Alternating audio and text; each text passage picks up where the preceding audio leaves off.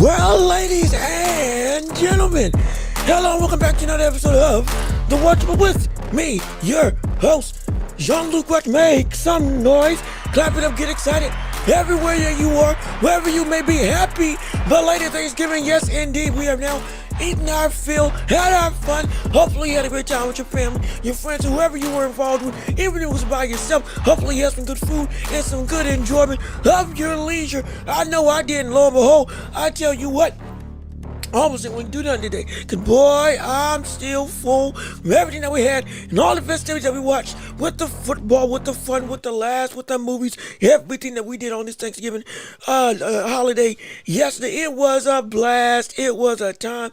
It was sublime, and hopefully you enjoyed it too. But we're back here on the day, like we do what we always do on this show, covering the world of boxing and beyond with you, the viewing and listening public, right here on the Watch Report on YouTube and on every podcasting platform imaginable. So hey, without further ado, before we even get into the meat and potatoes of the conversation, hey, if you haven't already, if you haven't subscribed to this channel, go ahead and do that right now. Yes, indeed. Come on and join the empire. Be a part of the hottest show in all of the globe, right here on YouTube and on every podcasting platform.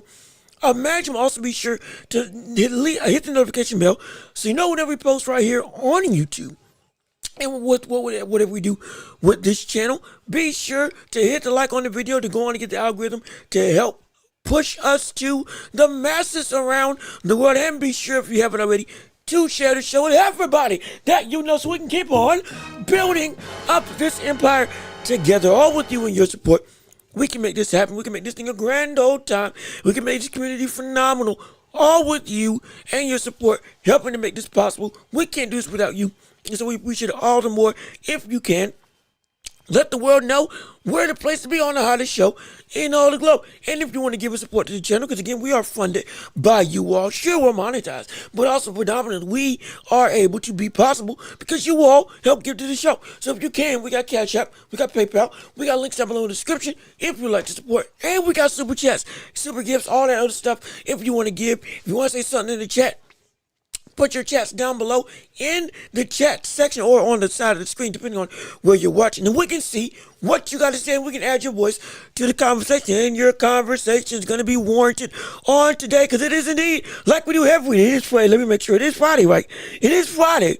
It is Friday. Yeah, it's Friday. You know what that means? Like we do every week, it is the championship rounds. Yes, sir. That's right. Ring the bell.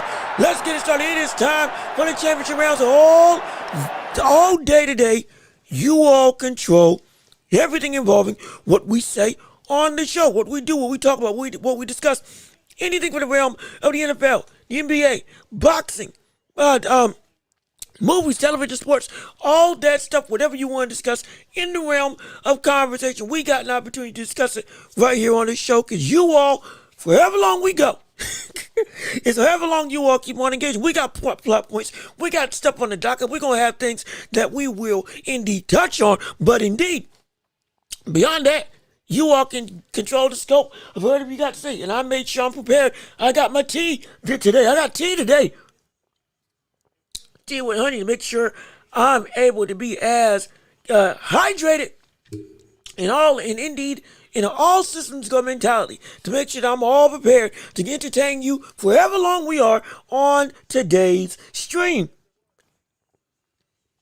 But you add a little more honey. But either way, regardless of which, we're still gonna rock, we're still gonna do what we do best, and we still gonna shine, never us of a time, and we still gotta show the cover. So without further ado, with all that being said, niceties out the way, self-promotion out the window. Hey, we got boxing to discuss, we got sports to cover, we got championship rounds to dive into, we got your voice that we want to hear. So with all that being said, it is time to step into the ring, and it's time for the championship rounds. Yes, sir.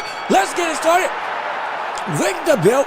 Round one of which is going to be the last entirety of the show, championship rounds, as well as other topics of discussion. And first and foremost, like you see in the chat, it's the award. Since it's post-Thanksgiving, gives us a time to reflect on the things that have happened. More specifically, reflect on the recent standings that we've had with the likes of Devin Haney. Yes, indeed. And with a man like Devin Haney, now we have to be, one, we can be thankful that he's back to what looks to be his former ways of glory and how he was boxing when he was indeed the undisputed champion of the world. Looking like a menace, looking like a dog, looking like a monster. But now, with that thankfulness out the way, seemingly his mental being back intact, seemingly his ability as a fighter getting back into, at least somewhat, getting back to the 4A of the Devin Haney of old. Now we have to look to the future.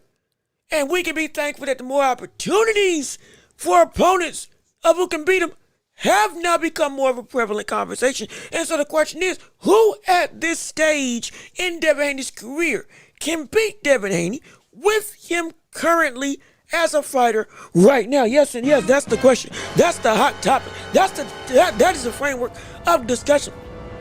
We know we got a conversation. We got potential opportunity. We got everything from the sense of people wanting to see him next year. We've got to fight with Barrios, all that stuff. Absolutely. Oh, no question about it. But in light of that, you still want to know who can be this guest. I want to hear from you all. Absolutely. Let me see. RS3J, hey, thank you for the $1.99 super chat. Hey, I appreciate it. Thank you so much. We got paid 5 minutes into the show. Well, maybe not 5. No, I had to make sure I had my camera right, so we had to push you back a little bit from the time of 12:50. But yeah, you get what I'm saying. We're still good. We're still fine. Let me see what you guys say on today. Hold on, I'm trying to load up my thing. Hold on. Wait a minute. All of a sudden, I you can see it on screen, but I can't see it all of a sudden. Y'all paid money. I ain't about to make myself lose it. Here we go. Okay, I can see it now. Ryan KOs Barrios, then whoops Haney again. Okay now. Okay. So you saying they're going to run it back? Title versus title unification on the line, and Ryan is gonna go and do the same work that he did when he faced off against Devin Haney a couple of years ago. Very interesting. And again, we're gonna discuss that. We're gonna delve into this more with the Ryan Garcia debate of, is this the stiffest competition in the way of Devin Haney as currently slated as a fighter right now? Let me see. Multiverse Gaming, what's going on with you? How you doing? Good to see you. Thank you for tuning in to the show with us on today. What's up, boss? What's up to you? How you doing on this Friday afternoon? Yes, post Thanksgiving. Hopefully you ain't too hopefully you ain't too out of shape from all the food. Now you want to engage in the discussion and the topics of the day. Again, we got a lot to discuss. We got Roach with Eastside Cruz and the card happening next week. We're going to start delving into that today and anything else involving the boxing and sports world beyond just boxing. If you would like to get into it, you got the chance to discuss it because it is the championship round. Appreciate you joining in on the show. But again, back to Jack's comment. Ryan Garcia, this has been the most talked about name from the standpoint of the threat level in Devin Haney's career. Should arguably since the likes of Ryan Garcia from the standpoint of one-to-one thresholds and parallel lines crossing. Yes, we picked Brian Norman to knock out Devin Haney. We said, oh my gosh, he's too big, he's too strong, he's gonna get him, he's got good feet. All that stuff was true, but then it turned out to be false on the night of the fight. And Devin Haney showed his mettle and showed what he was worth. Understandable. So, with Ryan Garcia looking to be the leading frontrunner, first and foremost, he's got to get past Barrios. Let's be clear about that. Yeah, that may seem like a foregone conclusion, but it's not, Because like I said before, Ryan Garcia can lose to Barrios. Do not act like, just because you may not value Barrios as a high-profile type of fighter, which, again, I understand, we're still under the framework. Ryan Garcia lost to Rolly Romero. We were saying, at least I was saying, that Rolly Romero was a worse fighter than Mario Barrios. Now that that fight is now transitioned, there is no low. That is out the window for Ryan Garcia to potentially reach when he steps back in the ring, with him getting a title shot with Barrios instead of Rolly Romero. After losing to Rolly Romero, we've talked about the hypocrisy, we talked about how that ain't fair, we talked about how that ain't right. All of that is true. But the point being, that's what's looking to be the biggest window. Now, can Ryan Garcia do the same thing that he did to Devin Haney? Post PEDs, that is the question. Now, we can get to the conversation with how much aspirin was in his system. We can get to the conversation about whether or not it actually affected his performance or not. That's a whole can of worms that we had weeks upon weeks of things, of conversations in reference to us, the community, discussing that and the wider community as a whole. But regardless of that, regardless of which, I'm starting to get a little concerned with Ryan Garcia's ability to do what he did to Devin Haney again. I am. Now, it's not because I'm trying to say that Ryan Garcia can't fight. It's not because I'm not going to look over, or it's not because I'm looking over that Ryan Garcia, as a fighter, might just have everything necessary to beat him. Because mind you, before the PED situation, before I'm getting overweight, we broke down that fight before about what Ryan Garcia would be able to do. And before knowing that the PEDs took place, everything I said in that breakdown happened in that fight. And because that's he's more than just the 6-6 amateur record. Both of them going against each other, winning 3, losing 3. It's more than that. The brother went and walked through when he wasn't out of shape. When he wasn't tired between for every other round, he was handling business. But, dang, I'm starting to think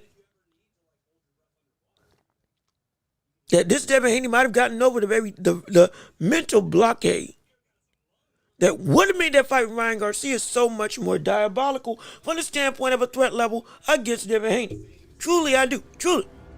Now, it doesn't mean that he's going to win outright. I'm not going to act like it don't help. I'm going to act like it don't mean something. I'm not going to act like it doesn't change the conversation. Because here's the thing.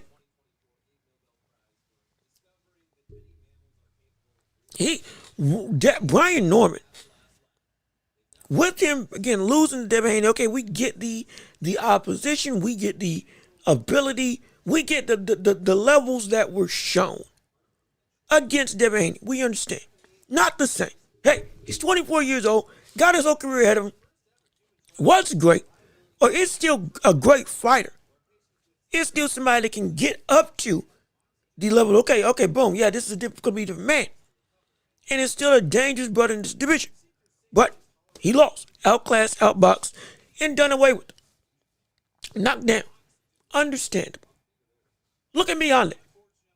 When it comes to Devin Haney now, him facing Brian Norman quieted, I think, a lot of things inside of his own mind, at least partially, when it came to Devin Haney and the mental blockade that facing a threat as powerful from the standpoint of it can catch you and hurt you. That was Ryan Garcia. In another vein in Brian Norman, has helped to make him realize what he really is as a boxer. At least partially. Now, again, first half of that fight was great. Second half of that fight, yeah, a little bit, oh my, wait a minute. We a little bit concerned. Went back and reverted back to some old ways, got caught, got clipped by Brian Norman, and then went again the hugging and clinching thing, the clinch fest, domain expansion, Build-A-Bear, because he's hugging up on everybody like a teddy bear. We understand that in the second half of the fight. But We've seen this growth of mental fortitude before from the likes of Anthony Joshua, from the likes of Daniel Dubois, from the likes of Joseph Parker, from the standpoint of as you are retooling yourself, may not be perfect, but the progress eventually gets to, okay, you're fully back home. Fully. And now you can fight like you did in the first half of that Brian Norman fight for the entirety of a fight as a whole. So having that going up against the likes of Ryan Garcia might be advantageous. Just might be. And with the hindsight of being 2020, or rather, excuse me, with the hindsight of what we thought Devin Haney was going to be going into the Brian Norman fight, with what he is now after the Brian Norman fight, more specifically at 147, hey, there's some real conversation that whatever pop he did not have at 140? When he fought against Ryan Garcia, that even with him not having a whole bunch of pop, Ryan Garcia was even said, and we said on this channel, and representing a post-fight interview, hey, he caught me with some. He may have some real power. Ryan Garcia said it himself post his fight with Devin Haney. Now at 147, with him catching, hurting, not clipping, hurting Brian Norman, and being able to knock him back genuinely with the jab, showing a level of force we hadn't seen since Progress. Even though I may still be skeptical, I can't deny there is something that is existing at 147 for Devin Haney. Wasn't existing at 140 at a consistent rate. The pop to hurt you bad. The hypothetical. On a more consistent basis. Having that against Ryan Garcia. If this fight is at 147, that brings some questions. Maybe this could be a different situation. That first fight with Ryan Garcia won't look like that if they fight again. Might not. It might not. I'm dead serious. And this comes from a brother. Devin Haney ain't my favorite fighter. It's not my favorite style to watch. And all of that is well and good and true. No question. But even still, doesn't change the fact that I can't overlook the reality of what is being shown today from the world of Devin Haney. It's more than just promise. It's progress. It's more than just the ability to go and say, I'm back. There might be something that's added to his ability. Wasn't there before, at least at a consistent rate, which was power. We've seen now the boxing has returned to form. We see the speed and snappiness come back. We see the authoritative confidence in his jab and distance and willingness or an ability to counter when you make a mistake with his physical attributes. We see that's return. So I don't know how it's going to end. So I'm a little bit concerned about that Ryan Garcia rematch. I'm not going to lie. At 147. Because the flip side of the question is, well, how is Ryan Garcia going to look when he comes back? Because if the Ryan Garcia that showed up against Rolly Romero shows up against Devin Haney, if they do rematch each other, since we can only go off of the last fight that we've seen them, well, that didn't look too good, did it? Hey, that didn't look too good at all. Lord knows that didn't look good. My word, that was, in so many words, shocking. Again, to lose to all people, to lose to Rolly Romero, which, again, I have to respect Rolly, but on the hierarchy of talent at the division, at least at 140 at that point in time, or excuse me, at 147 at that point in time, oh my, indeed, we did not expect that. Not in the slightest. We didn't expect Ryan Garcia to become gun shy when somebody landed on him.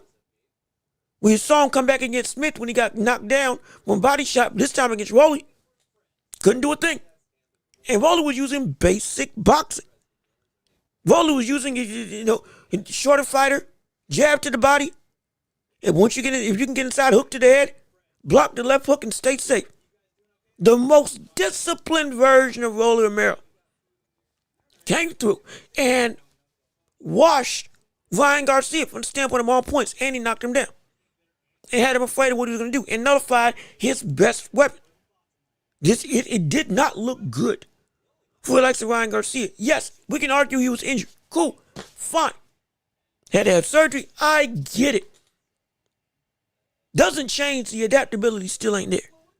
Doesn't change that on the scale of quality as a fighter, he took a hit and for good reason. Doesn't change at all. Now, this is the brother who, at this current point in time, has us all having more questions than answers in regards to what he can be as a fighter against, again, a Devin Haney. We even get a Mario Barrios. Because cachet may be there, but when you look at the other side of the spectrum, when the skill comes into play, we've said this before, the man is indeed lacking. He's got the attributes, he's got the speed, he's got the instincts, he's got the power. But when you get down to the fundamentals, when you get down to the skill sets that the fighter brings to the table, when you cut everything else away, cut the fat and get to the meat, next thing you know, hey, it's very much ain't as much quality, at least as we thought. Because if it was the case, a fight like Rolly was and would have been easy work. Absolute easy work. It shouldn't have been a close fight. I'm going to be honest. Shouldn't have been an affair that made Ryan look that much of a exposed star. It shouldn't have. At least not in my estimation. All credit to Rolly. But damn. So I don't know what it's going to be. When looking at this, I'm not even sure that we can say that he would be the top guy. He's the guy I want to see. He's the guy I want to see. He's the guy I want to see get in the ring, and if he's going to beat him the right way, beat him clean. But something in the back of my mind is telling me it might not be the biggest threat of the numero uno, the big kahuna. The one guy that we can concretely say, okay, yeah, Ryan Garcia takes him out. I can't say that. At least not as confident. Until I see him fight against Barrios. If you want my honest opinion. Really want my honest opinion.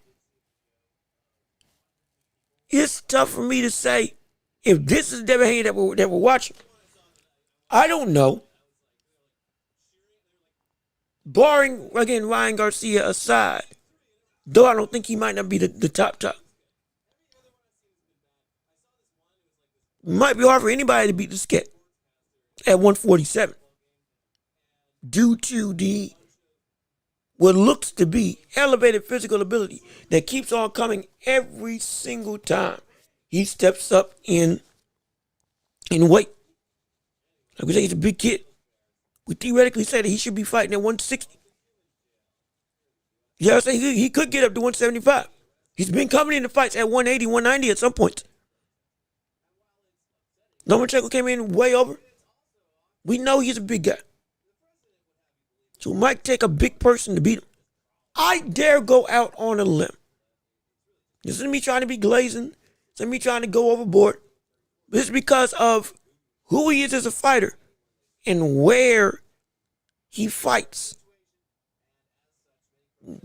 Might be that he, again, if Ryan Garcia doesn't get him, might be that he doesn't get beat at 147. Unless we see somehow Pacquiao and Devin Haney ever get in the ring and he turns back the hands of time. Which, oh my gosh, doubt it. Might be that he doesn't get beat at 147. It might. Might just be that Haney does not get beat at 147. It's going to take somebody at 154 to beat this brother. And I say that because at some point with Devin Haney, as we've seen, he's such a big guy that can cut so low, but then regain so much. The frame, the body, everything about him is indeed strong. And every time we think he's not going to be overwhelmed, or he's not going to be able to overwhelm somebody with his physical ability, he does. Like we saw with Brian Owen. Only guy he wasn't able to do it with was Lomachenko and Ryan Garcia. Once he moved up. It might just take somebody up there to beat this kid. Because they will then have at least a closer physical advantage to the likes of Devin Haney to compete with and beat. Link to powered athletic ability to durability in combination with speed. It might be that is where the biggest opportunities of threat come into play. It really could. It really could. And that's not me trying to be, again, lenient towards the likes of Devin Haney. Because trust me, I'll be the first to say he is not my favorite fighter to watch. I will be the first to say he's not my favorite fighter to enjoy. But I can't deny that just about at every frame, except for the Lomachenko fight, which again I think he lost, but still. And Ryan Garcia, but again he popped dirty. You got to be something different to beat this cat. You have to.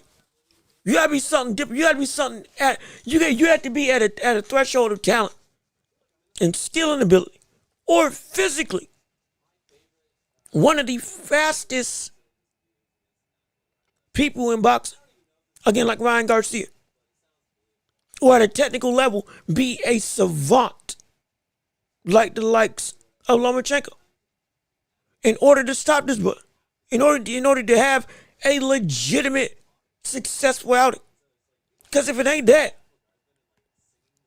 he's mopping the floor with you.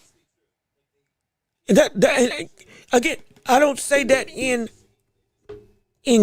glaze or in jest. I say that legit. You have to be at a threshold of quality greatness that is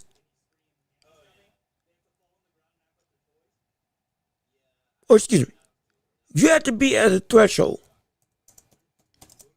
of quality technical ability or physical dominance in some capacity that usurps most people across the board in boxing in order to beat Devin Haney. That's what it's looking like. Because if you don't, you're not getting him. Lomachenko beat him because he was able to outmaneuver him and make sure he couldn't get distance and could fight on the inside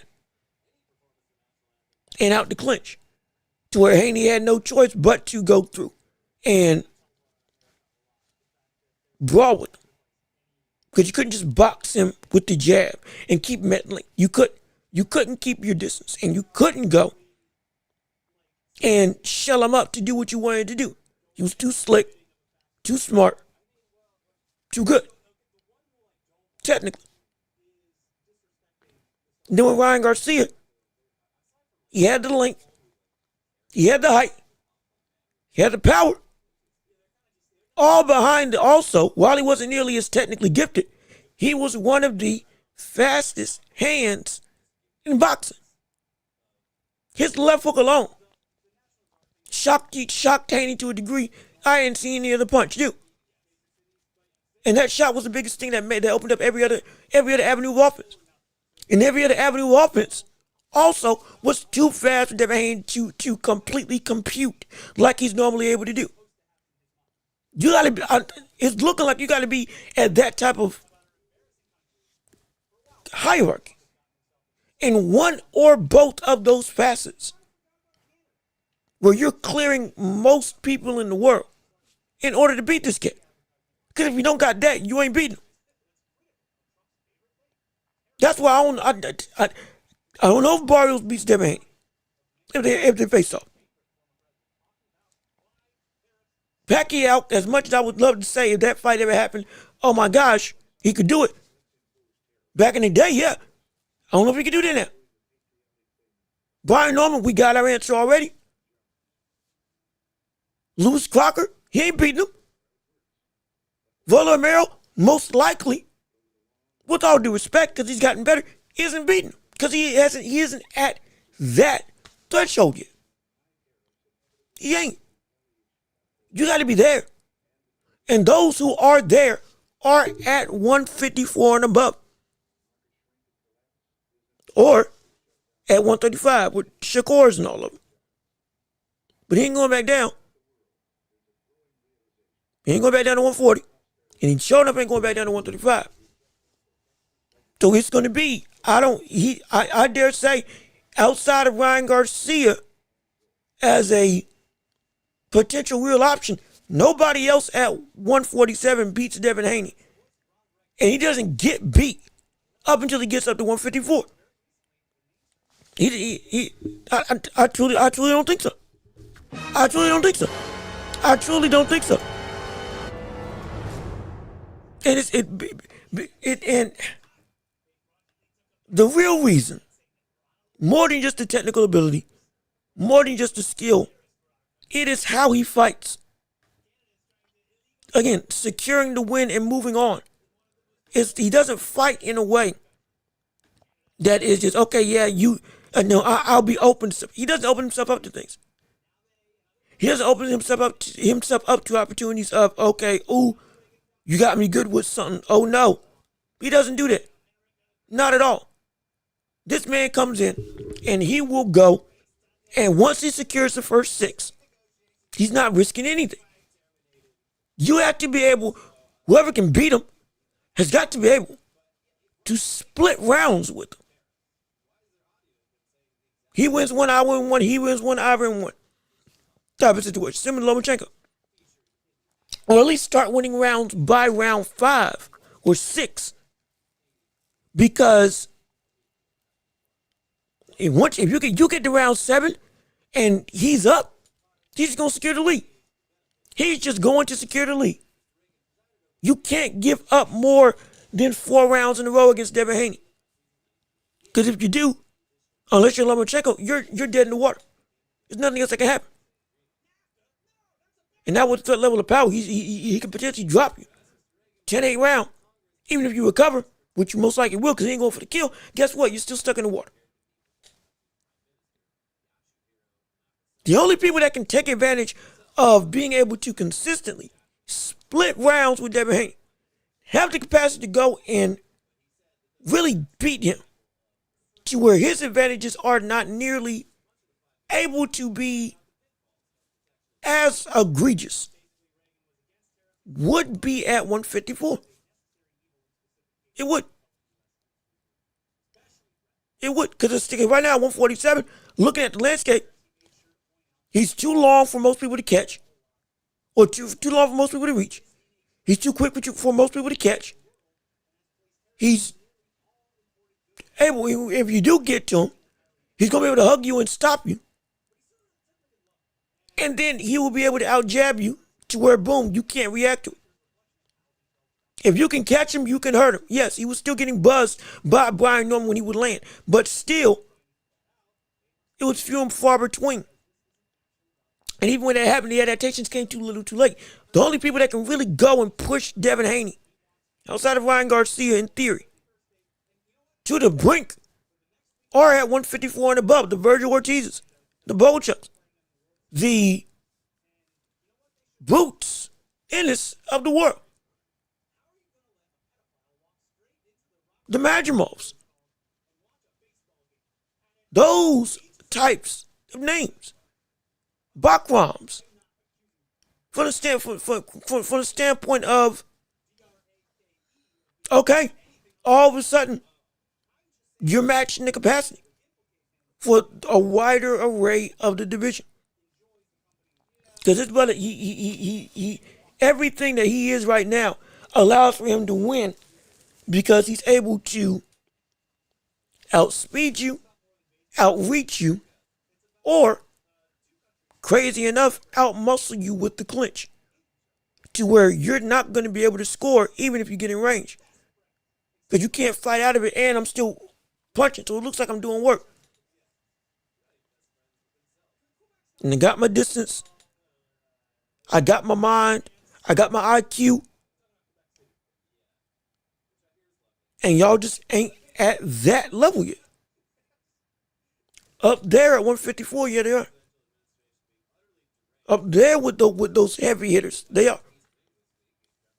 Up there with a more multi-dimensional array of talent that is also filled with technical greats as well.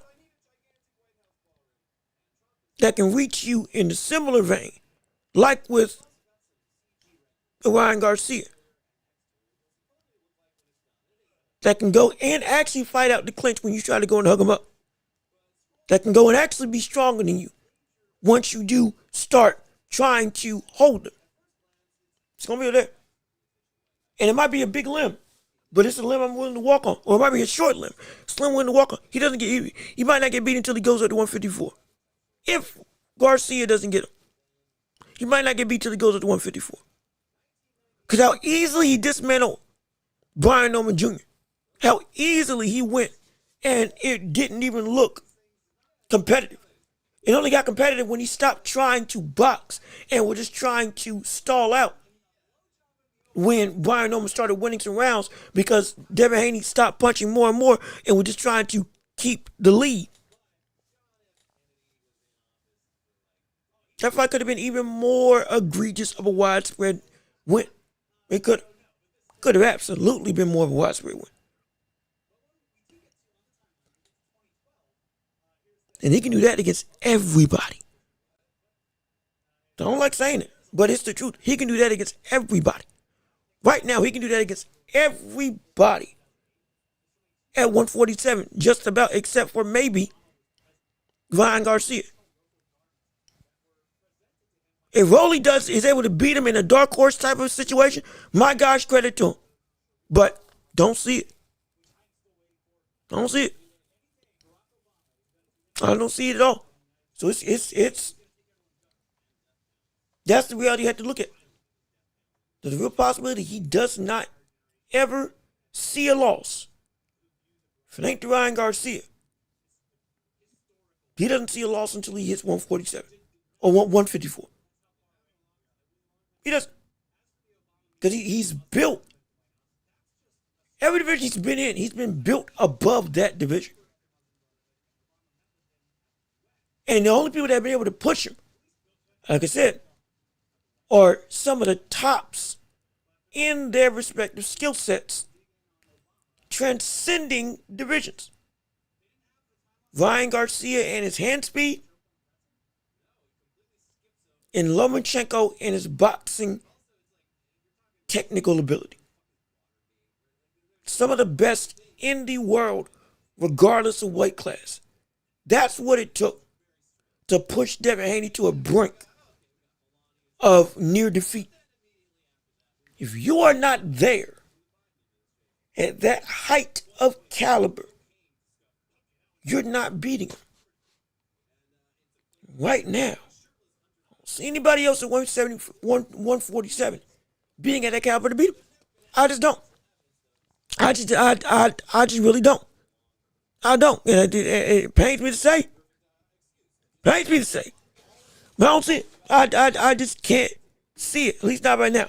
Not right now anyway. But we still got more to cover on this show. And I still want to hear your thoughts and opinions on who you think or on whatever you want to talk about in the world of boxing, because it is still the championship rounds for the whole of this show. I would love to hear your thoughts and opinions. I still want to see you all come through and shine with your chats, with your voice, with your entire conversations, but we still got to cover things in the world of... Oh, wait, hold on. Okay, there we go, okay. Okay, there we go, okay. I tried to make some changes real quick to the stream to make sure that we were set and ready to go. But even still, we got more to cover. Like with the fight with Cruz versus Lamont Roach. Yes, that fight is coming in next week. Don't worry. We're going to have a whole bunch of conversation to discuss about that fight as next week gets closer, rather as next Saturday gets closer and closer and closer. But it's still a hotly contested card all throughout the night. You got Lamont Roach versus Cruz. You got Ushaki Foster versus Stephen Fulton. You got, I think there's another fight on that card that is incredibly actually, which one is it? Let me pull up the card real quick so I can make sure.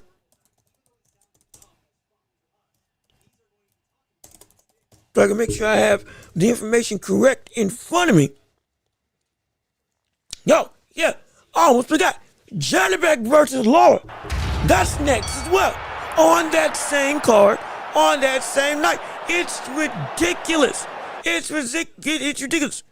Jesus Ramos versus Shane Mosley Jr. No, excuse me. Jesus Ramos versus Shane Mosley Jr. For the interim middleweight championship. It's like top to bottom.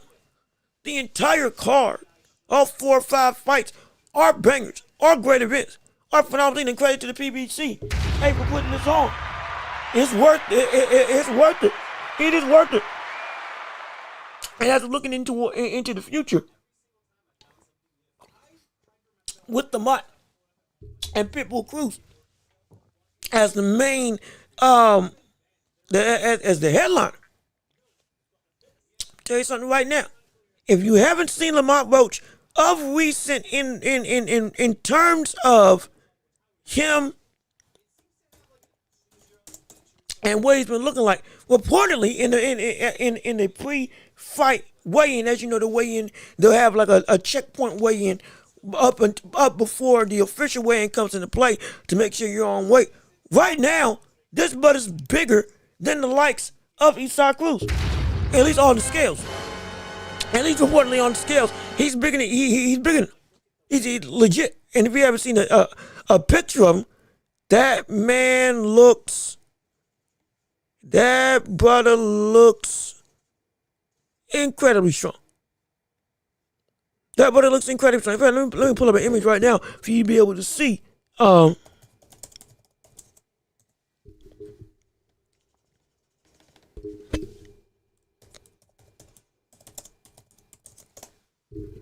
Let me pull up what he looks like as he's in training camp at this point in time. And this brother, when I say bulked up, this brother bulked up in a huge, I mean a huge way. Let me change it right now and then show you in the old picture-in-picture.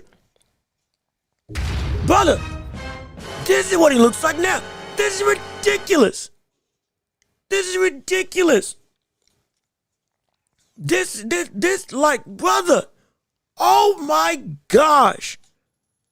Mind you, this is the same dude who's coming up to 130, or coming up from 130, fought Tank at 135. Shocked the world. Now he's at 140, and this man looks incredible. I genuinely looks incredible. Like, this is not what I expected. Now I see why he was saying Tank Davis as a fighter, when he fought him, hey, he was too small. Which everybody said, wait, there's no way. Tank is it's Tank. What do you mean too small? But he was like, yeah, in the ring, he's too small for me. Now, if this was the case, I don't know why this buddy was fighting up at 135 earlier. If he was able to put a performance like this, should have been up in this division long time ago. Now again, when we watched him fight at 130, when he lost to Jamal Herring, when he had won the championship, I had watched him. Didn't look as impressive. Didn't look nearly as impressive as he looked on that night. But hey, as we've seen with other fighters, the bigger you get, sometimes the better you can be inside of the ring. Maybe that's the case with him. But right now, when it comes to being able to deal with the power and pace, more specifically the muscle of the likes of an Isaac Cruz, well, he might just have the build to do it. He might, because it might not be as big of a concern. I'm not going to lie. Also, we got people in the chat like, I've been brother. Hey, how you doing? Good to see you. Thank you for, oh gosh. Oh, wait, oh, we're seeing me. Wait a minute. Hold on.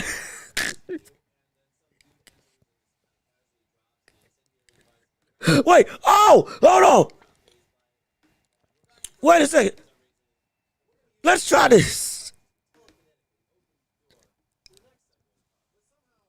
Let me see. Okay, dang it.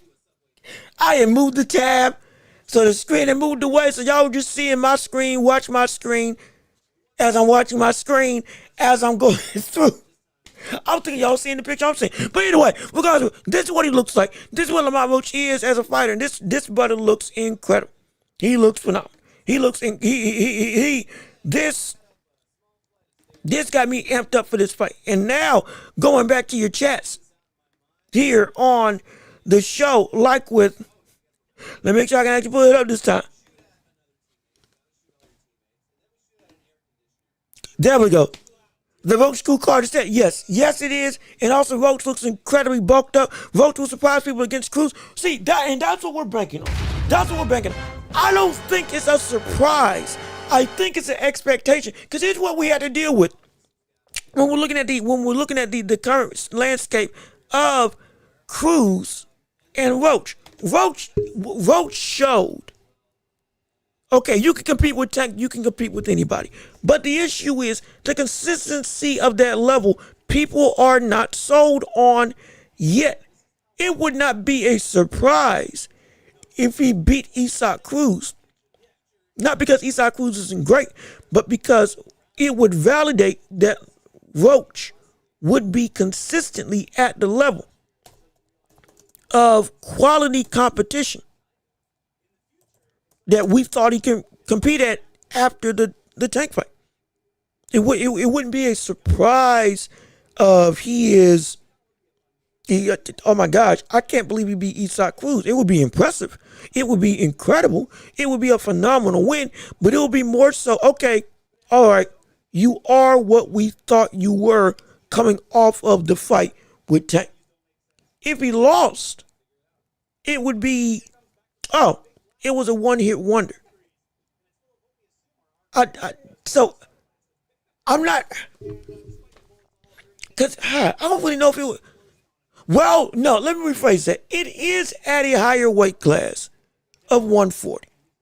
Let me be clear. It is at a higher weight class of 140. So it wouldn't be just okay, we expect it because you fought Tank. Tank fought at 140 one time and he struggled. Understand, he struggled in Isaac Cruz, even getting broken hand and all, but still. So I take that back. It would be it would be a shock.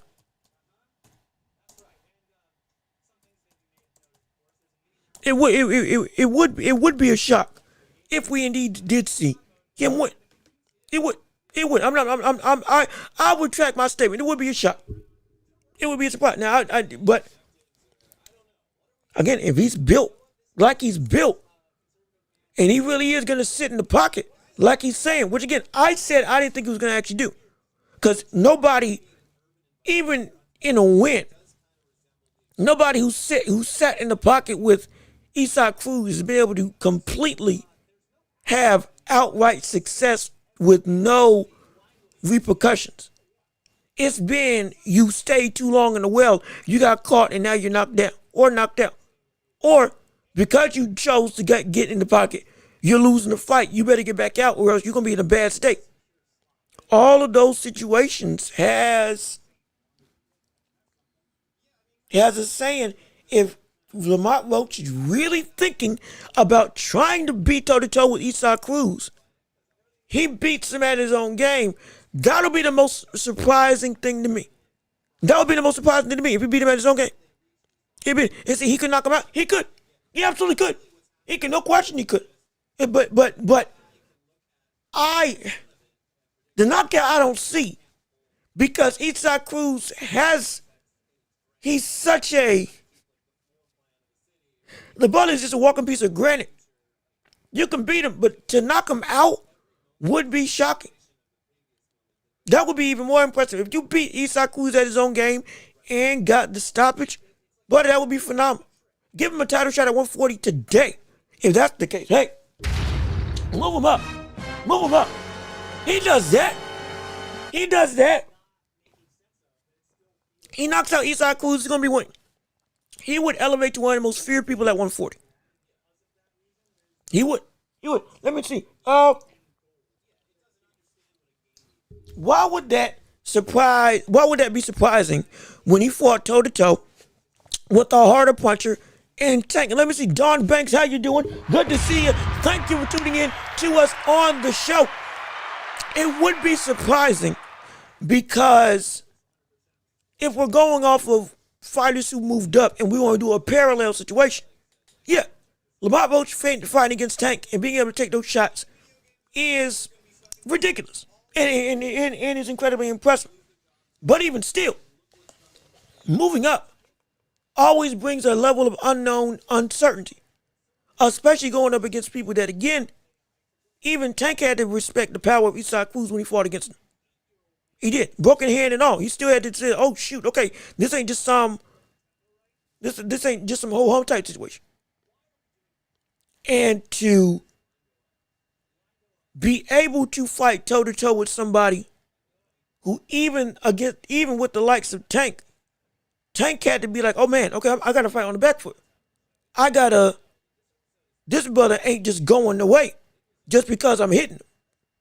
This brother's gaining ground in some regards with how I'm being toe-to-toe with him. There has been no fighter that Isaac Cruz has faced off against that has been able to completely and utterly walk him down and then also just destroy him.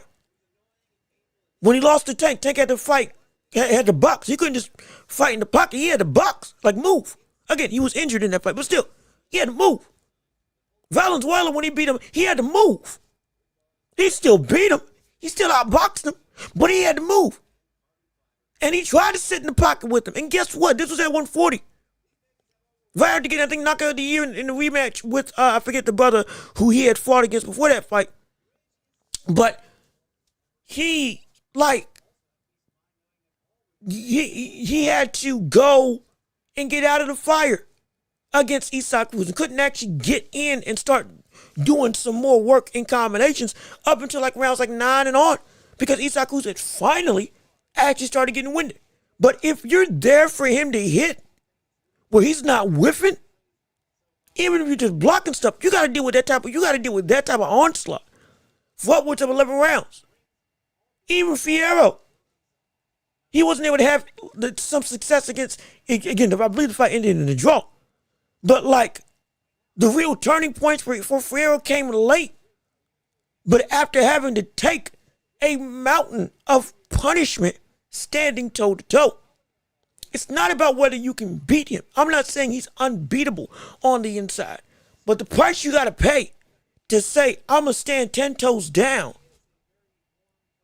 even though, yeah, you went against Tank and did it. Incredibly impressive. That doesn't mean that still, like, it's just going to be, oh, yeah, I can easily handle Isaac Cruz. That'd be like saying I fought. Not this egregious of a scenario. But we'll be vague. That's like saying I fought a great inside heavyweight that was like top tier. And all of a sudden, okay, now I got to fight David Tua. Now, you can beat David Tua, but you would not want to be on the inside with David Tua and say, yeah, I'm going to beat him toe-to-toe, so I'm going to go toe-to-toe. Like, that's hard. That's incredibly hard. That's incredibly concerning. And so to have that as the way that you win, for me, would be like, oh, shoot. Okay, that would be, if anything was to happen in that fight, that would be my most impressive outing.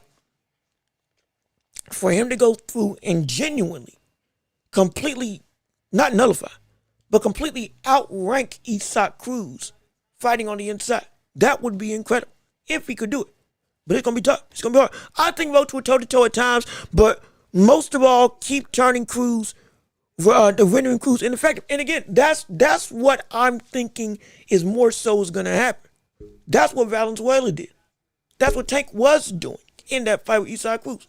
Any fight that Isaac Cruz has struggled against, it's because he kept on getting turned around and whiffing hooks. Though he was relentless, and they would still land, even if he was way out of range, because he was still, again, relentless. He's a pit bull for a reason. The brother won't quit. He will keep on walking forward. But if you're able to turn him and score, yeah, that's the most effective way to win against him. He is a one-dimensional fighter, and he's a one-trick opponent or a one-trick dog. But that one trick got him a world title. That one trick beat Rolly Romero quicker than Tank ever did. That one trick made him genuinely one of the most, from a standpoint of effectiveness, revered inside fighters that we got in boxing right now. Strictly from the standpoint of it, you know it's coming, but you can't stop it. Or rather, you know it's coming and you still, even if you know how to stop it, it's still something's going to get through.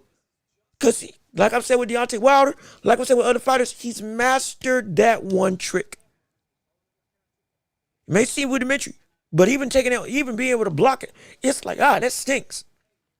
So if Lamont Roach can be able to be toe-to-toe the entire time, which I don't expect him to do, but if he does do it, like he said, I think he said he's willing to do it, hey, that'll only add to the respect moniker that I've had for Lamont Roach. It only add to. That would be my most impressive thing. Again, just for me, just in my humble opinion. But like I said, that's why we have this show. That's why we want to hear your conversations. I want to know, do you think who do you think at 140 can beat the likes of Lamont Roach if he gets past Isaac Cruz? Is there a limitation of what he can be in terms of his reign as a fighter in this division? Or would it be that he's just, after this test, hey, Sabrina is about to get banned because he popped for Osterring. Tio is there, but he's got a fight right now. Right now, it looks like he's got a fight with the likes of Shakur Stevenson at 140, getting ready to be made. And so once you with those two occupied, 140 seems like kind of an open slate.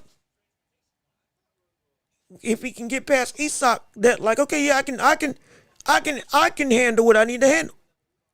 I can be a champ.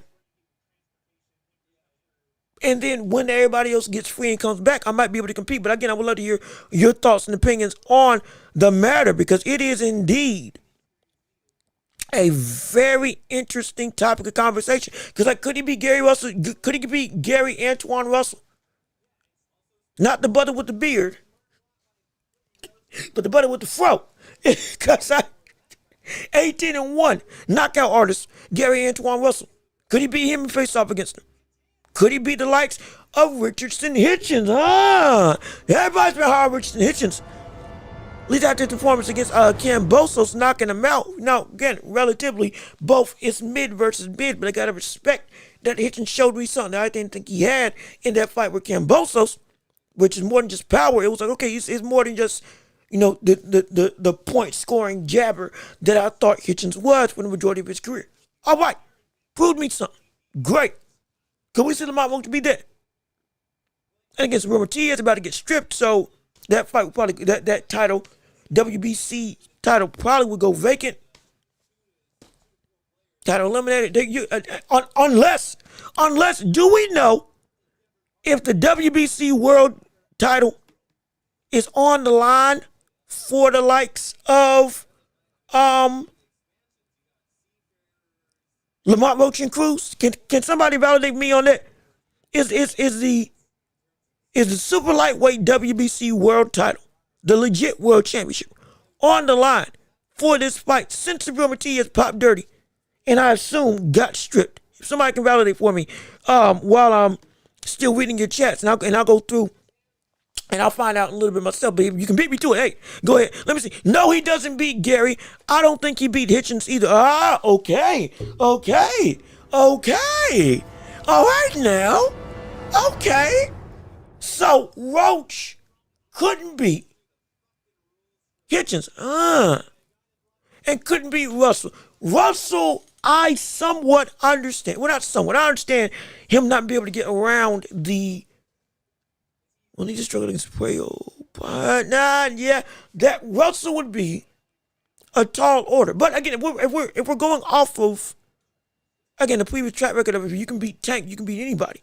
I'm not gonna put it out the question that he can't beat Russell. Again, if you can deal with that type of talent that Tank is, we have to for now, up until after this fight, we had to have that as at least an understood buffer, because that performance against Tank, most people were picking Tank versus anybody. Didn't matter who. 140 or below. I was saying that Tank could become undisputed in multiple weight class if he really wanted to go that route. But you beat him at his weight where he said he's most comfortable. It's like, it's hard to say that you couldn't deal with these other types of skill sets. We at least had to have that as a buffer, as up until we see the results of this Cruz fight. But I would say it's less likely he beats Russell than beating Hitchens. I think we could see him give Hitchens some trouble at 140. If the power, and I say this because of the fact that the last time we saw Hitchens go up against somebody that was able to crack. He was getting rocked. I forget the name. We watched the fight. He beat him, but he was getting rocked every other punch. What was that brother name that fought him and put him in like a world of trouble at some point? Now, he was younger, but still. His name's to lose. But even still, I would say that he's more likely to beat Hitchens than he is to beat Russell. I think so. Now, again, I'm not as high on Russell, but I respect the skill set. Listen, Cruz could not beat Roach. Roach versus Russ is a really good fight. I don't know. No. You do know. Be clear. You do know. That's a good fight. That's a good fight. That's a great fight. That's a phenomenal fight. That is a stupendous fight to have.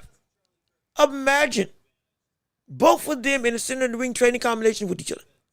Russell, buddy, loves to come forward. Is able to can use some angles, but most of the time it's the combinations and that power, that overwhelming level of power and volume with speed that gets his opponent a world of trouble. Absolutely. And then you got Roach being able to sit in the pocket and hypothetically, we have to say that we don't know what he's gonna look like. Hypothetically, be able to do the same stuff that he did against Tank, which was block, parry, shoot hard shots. You land one, I land two. You land two, I land three. And being able to systematically plod himself forward to where now, okay, we going tit for tat. We going blow for blow. I'm gaining ground now. I'm getting your rhythm. This would be a phenomenal thing. It would. Now, would I have Russell winning? Most likely, yeah. If the notion that Tank being too small was indeed true, and this brother does come up and all of a sudden Russell's rocked in the Kingdom Come, okay, fine, yeah. Tank might have actually been too small for you, but Gary Russell ain't that. And that brother, you try to fight that same way with him, you might have some problems. Might, hypothetically. But that would be a fun. I'd pay for that fight. I'd pay for that. I ain't paying no $100, but I'll pay for it. I ain't paying no $80, but I'll pay for it. I ain't paying $50, but I'll pay for it. Hey, I'll do it now. I'll do it. He's might be below 50, but I'll do it. I'll do it. Let me see. I think if Roach can get past activity of Russ, it's a W. But if activity is too much, Roach loses. That's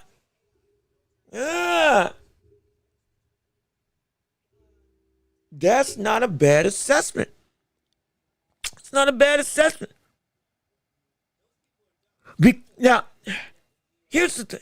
And also, before I even say that, let me read these other chats real quick. Like Mr. Miyagi, how you doing?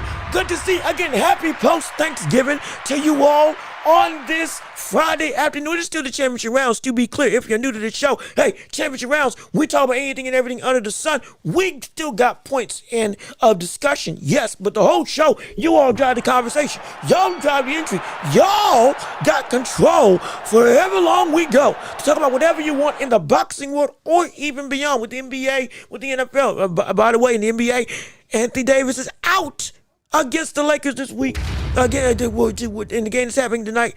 And I believe there's going to be a shift in the landscape if some sorts of the truth amongst Charlotte with LaMelo Ball. Ooh, everybody get excited. We might see a duo be coming together from LaMelo. Could it be with Chicago? Could it be with, hypothetically, maybe the Pelicans? Because it looks like they're going to have to just blow stuff up at this point.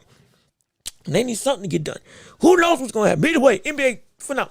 NFL, if you want to talk about Baltimore losing to Cincinnati, we can discuss that. You want to talk about the Chiefs versus the Cowboys. Cowboys beating the Chiefs and all of a sudden looking like a whole new threat in the hunt for the playoff race. Oh, it's getting exciting up here. We can talk about all that and more right here on this show with you all today. But again, let me get back to the conversations at hand. Jean-Luc, salute to you. Have you seen the most recent image of Roach? He looks big. I heard he was overweight for the WBC weight checking. We just showed it, I believe. I believe we showed the image of Roach in his gear getting ready to train. I'll pull it up one more time and I'll go answer Banks' question that he had, or rather react to Banks' comment that he had up here. Yes, as I'm pulling, is it gonna pull up? Yeah, here we go. Yes, sir. Yep. This, if you haven't seen, this is the picture of Lamont Roach Curran. Here's what he looks like right now at the weight class. Now, he weighed in heavier than Isaac Cruz, again, in their checkpoint weigh-in. It's not the official weigh-in. He still is going to be able to cut down. I think he said like 140. Last number I saw was 142. It was between 142 and 144 is where Lamont Roach is looking in this image. Unless I'm wrong. But one of those weights is true. I'm assuming it's 142. And so he's just got to lose 2 pounds by the end of the week, and it'll be good to go. That's what I believe that's the number. If I'm wrong, please enlighten me. Bemuse me with information.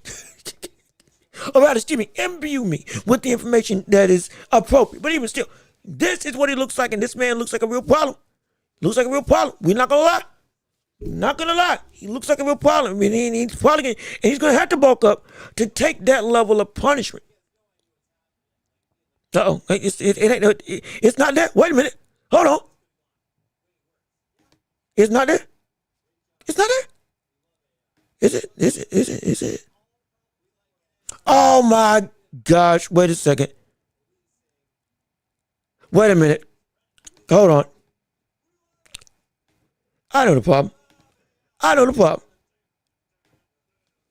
There we go. Yep. Here we go. That's the second time. See. Hey, look at this. We got some problems here. That's the second time that I've messed up. Trying to get the image up here. Oh my gosh. This show is going in the toilet. Everybody's going to be unsubscribing. It's going to say this man doesn't know what he's doing. This brother is talking out of his mind. He ain't got no quality. He doesn't have no excellence. This is terrible. It's horrible. Oh, gosh. But okay, you should be able to see it now. Please. Please, Sammy. You can see it. Tell me you can see it. Please. I'm about to go check my stream myself. I'm about to check it. It should be there. It should be there. It should be there. It should be there. Okay. We see it. Thank gosh. So as I said earlier, for those of you just tuning in, Lamar Welch, this is what he looks like. Very big, very strong. Looks like he's being built to take the punishment of Isak and work on the inside. The last time I heard, he was either 142 or 144 in the checkpoint weigh-in before the official weigh-in. Bigger than Isak Cruz currently is on today's date, as of today. So, get excited, because this could be a situation where he is going to stand and bang. And if he does, well, whoop-de-doo, we about to have ourselves a time, aren't we? We're about to have ourselves a great fight. We're about to have ourselves a main event worth watching. Not saying it wasn't already, but it's about to be even better. In theory. But again, this is a good sign. Like I said before, further bleeds into the point that maybe Lamar Roach is right. And Tank was legit just too small for him to be able to be what he wanted to be in the ring against the likes of Lamar Roach, if this is what he's able to look like. Now again, if he looked like this already, I feel I wish he had moved up earlier. I wish he had moved up earlier, but even still, just my preference alone. But regardless of which, let me try and I'm trying to make sure I can get back to my stuff. It's going to be a good fight. The rest of the card is going to be great as well. So thank goodness y'all can see it. Thank gosh. Roach mess around and be the first man to stop Cruz. See, everybody's starting to say that now. I don't know if he can stop Cruz, because as strong as he may look, Lamar, Cruz, boy, like stopping him is a monstrous task. That's hard. You can beat him, but like you're gonna have to put that bullet down. I'm talking about like a punch of the quality of Tank versus De Los Santos.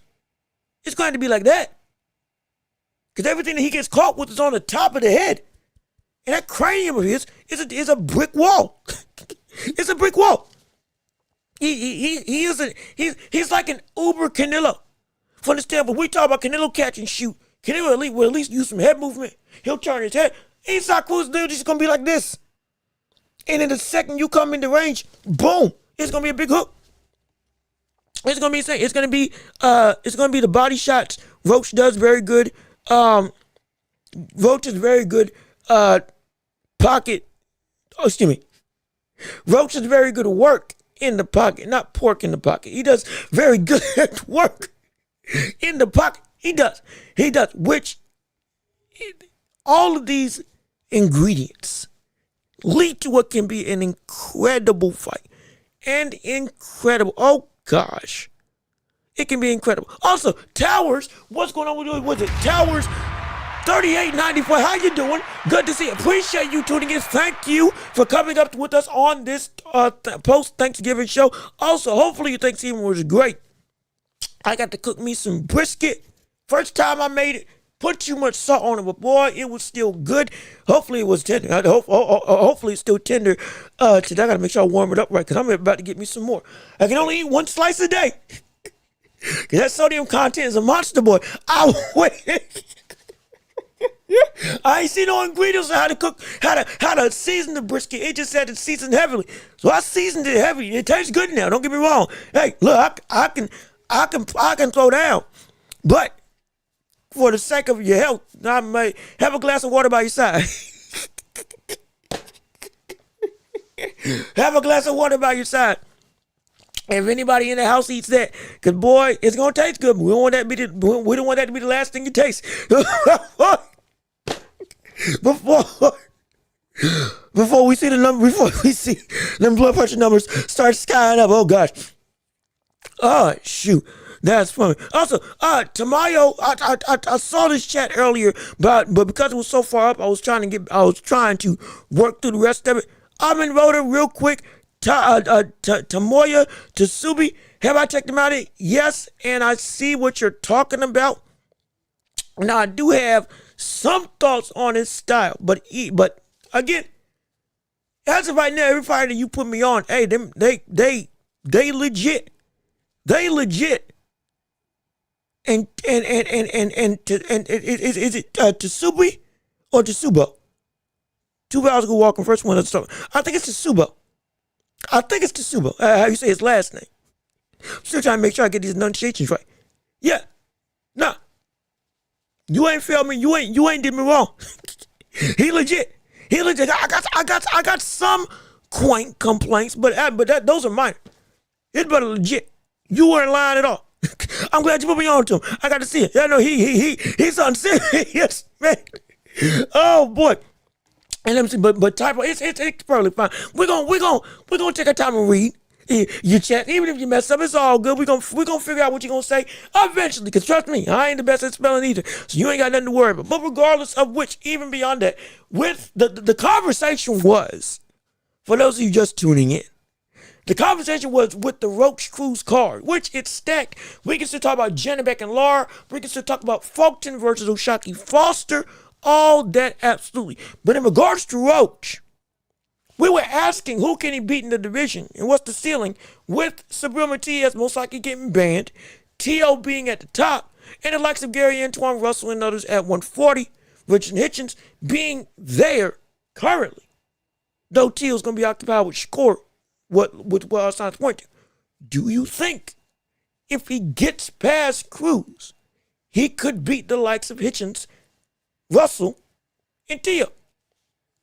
In your opinion, I think he could beat Hitchens. Depending on how he looks against Cruz. Though Cruz is nowhere close to the style of fighter that Hitchens is. I could see him, if he really puts the boots on Cruz, which, full disclaimer, I'm kind of torn in this fight because Isaac Cruz is one of my favorite fighters. So I don't want him to lose. But I respect Lamont Roach, and I want to see him show that his talent is legit. So I don't want him to lose either. So from a dog standpoint in the fight, who I got in it, but I don't know, because I want them both to win. I do.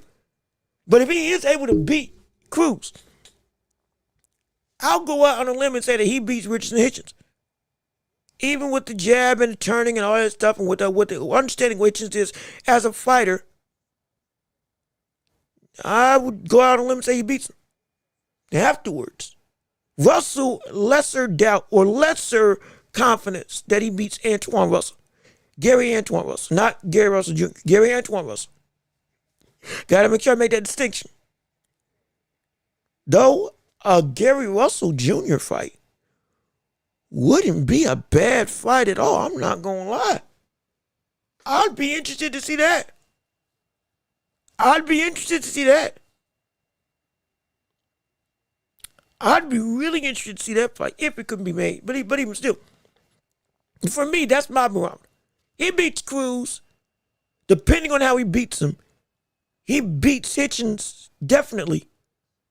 And then I'd be less confident in him beating Antoine Russell. And then T.O., yeah, that's a step way too far, in my opinion. Let me see. Regarding Matias, New York State Athletic Commission limit for substance has not been breached. And I've heard from this side of the pond, from Eddie, the title defense is still happening. Wow, really? Wait a minute. Wow. We got some problems. Now that's some news. That is some news. I assumed that he was going to get banned because it was the same situation or a similar situation with in regard to the Ryan Garcia thing, down to the drug and all. But you're saying that the limit for the substance hasn't been breached. And from what I heard, from what you've heard over in the UK, from Eddie is at the defense. Well, huh.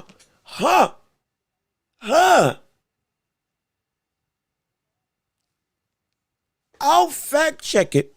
Because I heard something different, but I'm not gonna say you lying, not at all. And I can imagine Eddie Hearn did say this, so I'll take your word for it. I'll take your word for it for now, and I'll look into it some more. I will say, from an aspect of fairness, I don't know if that's fair with what everything that went down with Ryan Garcia. Same situation, or similar situation, Osterine, even if it was a picogram with 1/6, whatever the number was. I don't know what the substance thing was. But either way, that going through proper punishment, at least from what the public said. What I said as well. And then Matias going through, he still gets to fight. I don't know if that's right. I don't. That, ooh. I don't know. I don't think that's the right decision. Because I thought it was a no nonsense thing. Like you pop, period. They said Matias is okay. Hold on. Wait a minute. Hold on. Okay, we got two people. We got two people saying that he's innocent. Okay, hold on. Wait a minute. Wait a second. Wait a minute. We about to look this up right now. We about to fact check this right now. Osterine update. Okay, let's see this right here. From the Ring magazine themselves. I'll share this with you all. So we can all, I'm going to share this screen so we can all see the same thing. So we ain't having nobody confused. And make sure y'all can actually see it on with. Okay, so y'all can see. Okay, I'm checking to make sure y'all can see things. So here we go. Per the Ring magazine themselves, Bible of Boxing, the official website of the Ring. Subriel Matias, Osterine levels below threshold. Title defense could yet proceed. January 10th, says New York State Athletic Commission. Written by Mike Coppinger as of 3 days ago. Subriel Matias, Osterine levels below threshold. The Subriel Matias Dalton Smith fight could proceed January 10th as planned, and pending review and further testing of the WBC junior welterweight title holder, the New York State Athletic Commission said Tuesday to the Ring. Matias delivered an adverse analytical finding November 9th following a body test. Under World Doping Agency guidelines, Osterine is classified as a non-threshold substance. Therefore, any detectable amount triggers an adverse analytical finding. The New York State Athletic Commission, or the NYSAC, however, considers the presence of Osterine abnormal at levels greater than 0.1. What's NG? What is it? Nanogram / milliliter? I think it's NG. Let me look it up. Hold on. What's the NG? Is it nanogram? Nope, that ain't it. Hold on.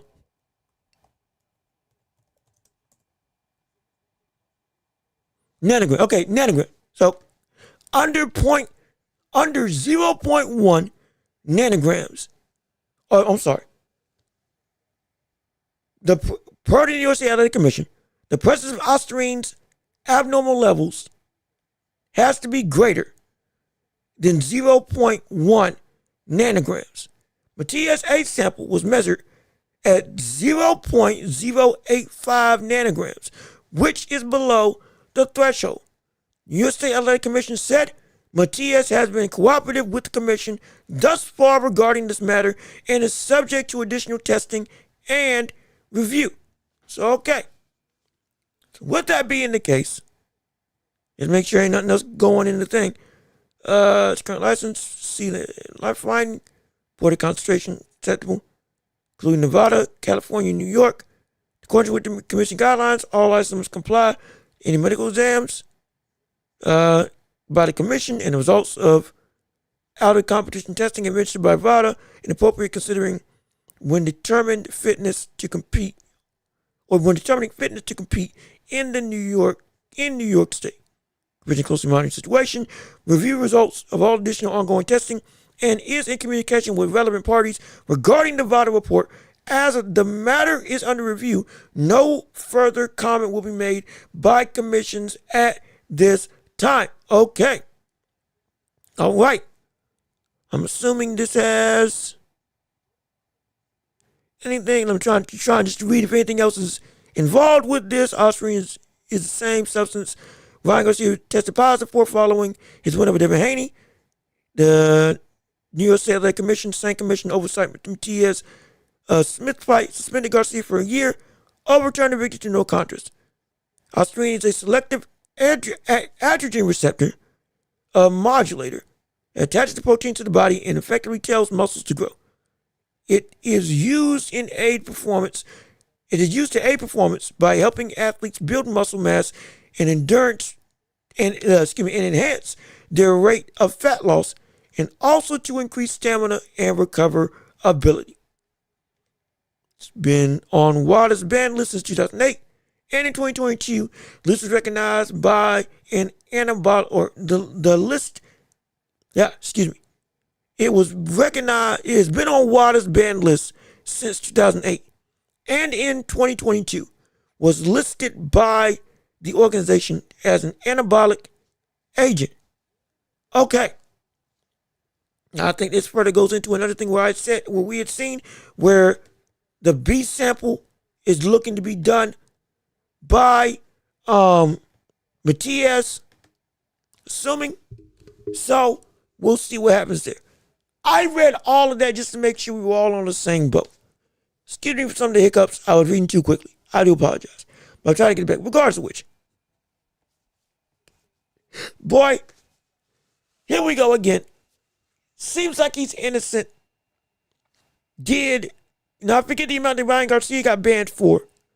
Is this less than the amount Ryan Garcia got banned for, or is this more? I'm not sure.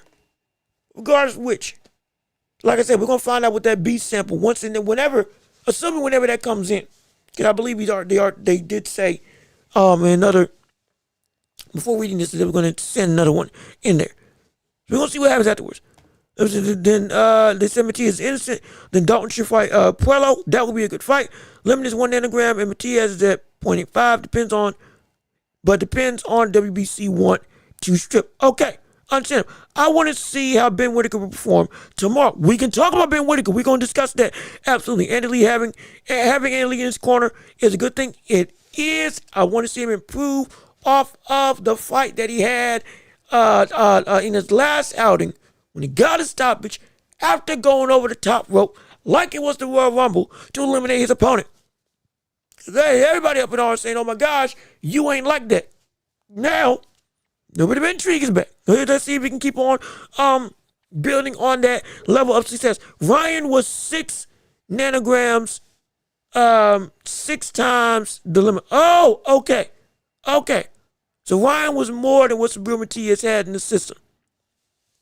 Okay, six times. Good gosh, dang, shoot. Okay, then I was right. Yeah, he should have gotten bent. All right, like I said, we're going to find it with the B sample. We're going to see how everything unfolds from there. But if he is innocent, per the guidelines of the commission, okay, then we have to watch, work, and see how it goes. Hopefully, any dilemma and drama with Victor Conte with him, again, sadly, passing away. Hopefully, we don't get any more drama. People saying stuff is tampered, stuff is fake, and all that stuff. Hopefully, because I don't feel like dealing with that noise. Not anymore. Because good gosh, that was a headache to try to muddle through. We're trying to chat with people. Great day. That was horrible. But let me see. I see Donaire will be fighting Saya Tatsumi on one of those Japanese cards. He's fighting again?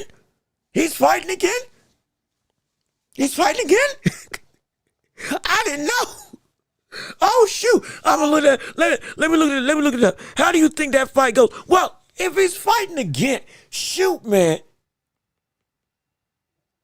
Shoot.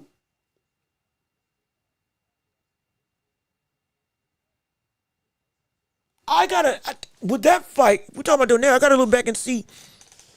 I gotta look back and refresh myself on the last performance that Donaire had. Last time I saw Donaire fight, he lost. He lost handily. Last time I saw him fight, and I thought that was it for him. I genuinely thought he had retired. Who was that fight? He had gotten beat. Not in a way. It was after in a way. Tried to come back. I think it was for another title, but he got beat like soundly. Who was it? I can't remember. I cannot remember. Let me say, I believe simply mean you're right. Donaire is going for the WBA title. I gotta look back and see, refresh my memory on how Donaire looks as a fighter at this stage right now. I gotta go back and watch his last fight. Because I can't say what's up. Right now, boy. Ooh. I don't know. I don't know if he gets the title again. But I'm gonna save that before I say concretely that I don't know if Donaire wins. Let me go back and refresh to see what he looks like as a fighter. Let me do my due diligence to research and look first with him. Because the last time I remember watching the fight, it left a bad taste in my mouth. But I don't know if that was because of the fight or just because the style is like, he ain't got it no more. So I'm trying to, let me, before I give that answer, let me get a chance to look back at the last time he fought, refresh at what he looks like as a fighter. Then I can give you a better assumption. Right now, it eludes me. It eludes me. So I can't say for certain. But if it is at least a semblance of the Donaire that we know, okay, yeah, that's still like a brother who can fight. Oh yeah, that fight should be great. That fight should be phenomenal. And he could, dare I say, I forget how old he is. I think he's in his close to 40, or if not upper 40s. If he can still turn back the clock and beat the Flash one more time. But I'm not saying you got to put on a performance like he did against anyway. But at least show that, hey, not only is that speed there, but that ability to come in and apply that pressure. More specifically, be able to counter. That shows it's back to a semblance of the elite form that I saw it in the past. Okay?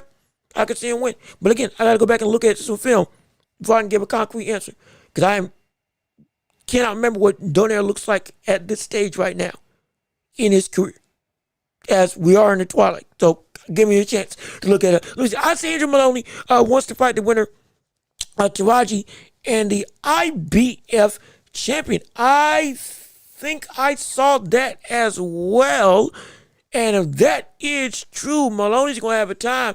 Whoever he fights against in that time, with the winner of that fight, is going to have a time. Now, if he fights against Taraji, I got Taraji. Be clear. If he fights against Taraji, I got Taraji beating him. If he fights Taraji, I have Taraji beating him. Be clear about that. Bam might not get undisputed and move up to 118. For the sake of the timeline of boxing being the best it can be, I hope he forgoes undisputed and goes up to 118. I truly do.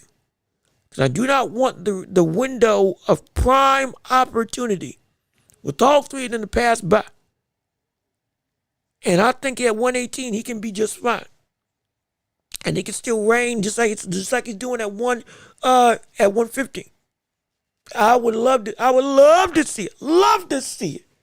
Absolutely, I would love to see that. No question about that. And so I hope he does move up. For selfish reasons. I hope he does move up. Lower division is very exciting. Yes, it does. Yes, it is. It always is.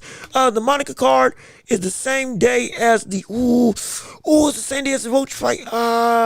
Shoot. Dang it. Why had to be at the same day? That Roach card, that Roach card, I'm not gonna lie. That Roach card is what I got all my attention on.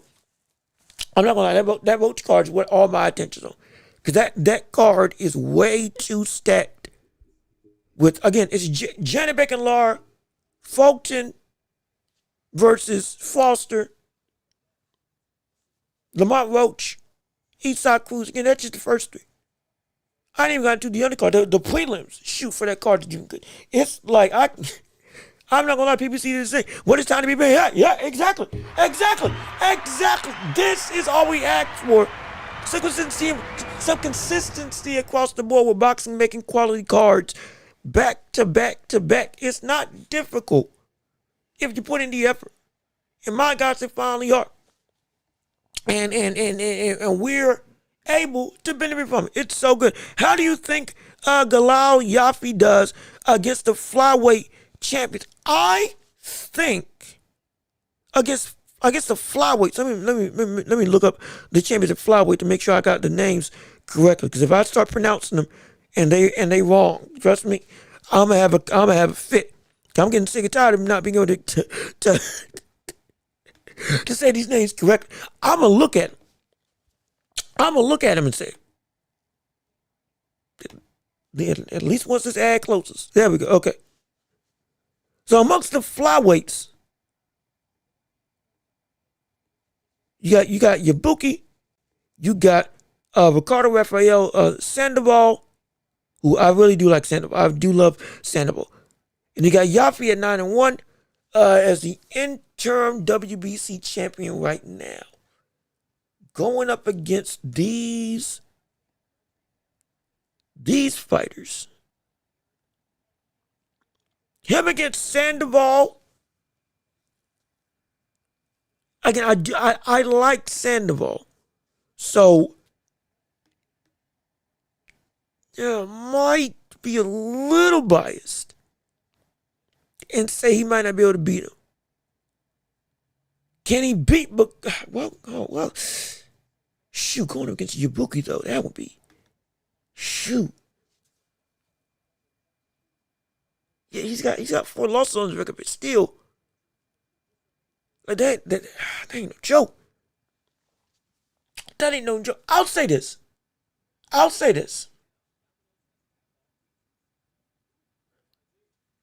I don't know if he beat Sandoval.